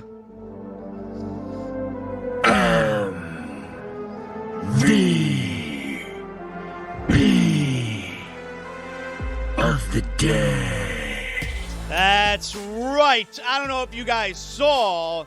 If we're going to have a conversation about MVP, better talk a little bit about Jamal Murray. Talk to him. The Denver Nuggets last night, they win at the Pacers. Now, the Pacers suck. Everybody knows that. The Nuggets win 135-120. And Jamal Murray, not only did he score a season high, an NBA season high, 52 points last night, he was 10 for 11 from 3. That means he missed just one shot from 3. It means he made 10 shots from 3. 30 points. Jamal, it means that 30 of his 52 points came from 3-pointers. Jamal Murray, if we're going to have a conversation about MVP, time we start mentioning him. Mm-hmm. Amen, brother. Preach. Preach, Zaz. Yeah, I just did. I preached. MVP of the day. Juju, let's update some polls, man. Yes, sir, man. More famous Yankee Clipper. The hotel in Fort Lauderdale, Big one. Joe DiMaggio, or Tyler Clippard. 66% of the audience says Joe DiMaggio. Thank God. Come on, guys. Will Jimmy Butler's jersey be retired in Miami? Also, too, sidebar before I read this answer. Miami Heat, I hate to do this to y'all. It's time to come home, bro. I get on Jaylen Brown. It's time to come home, bro. We got to cut the Michael Jordan jersey off, bro. We got to cut the Dan Marino jersey off, I was man. like, who's They balding on the legends. Heat? It's like Spo. Right. The Heat themselves. 87% of the audience says no, Jimmy Butler's jersey will not be retired in Miami. You're allowed to be remembered fondly with an organization without having your number hanging in the rafters. Like, why is that the be-all, end-all? You don't need your number retired. Sorry. Right. Not sorry. Did Pablo Torre ruin the Clippers? 89% of the audience says yes, he did. Wow. They've been terrible for a long time. Right, bro. Investigate them boys. Also, I'm not saying I agree with David Samson, but if this was a movie about a player who wanted to get traded, he would look just like Giannis looked yesterday. I'm not saying he faking though. I know it looked real. I'm gonna stay on the right side of history.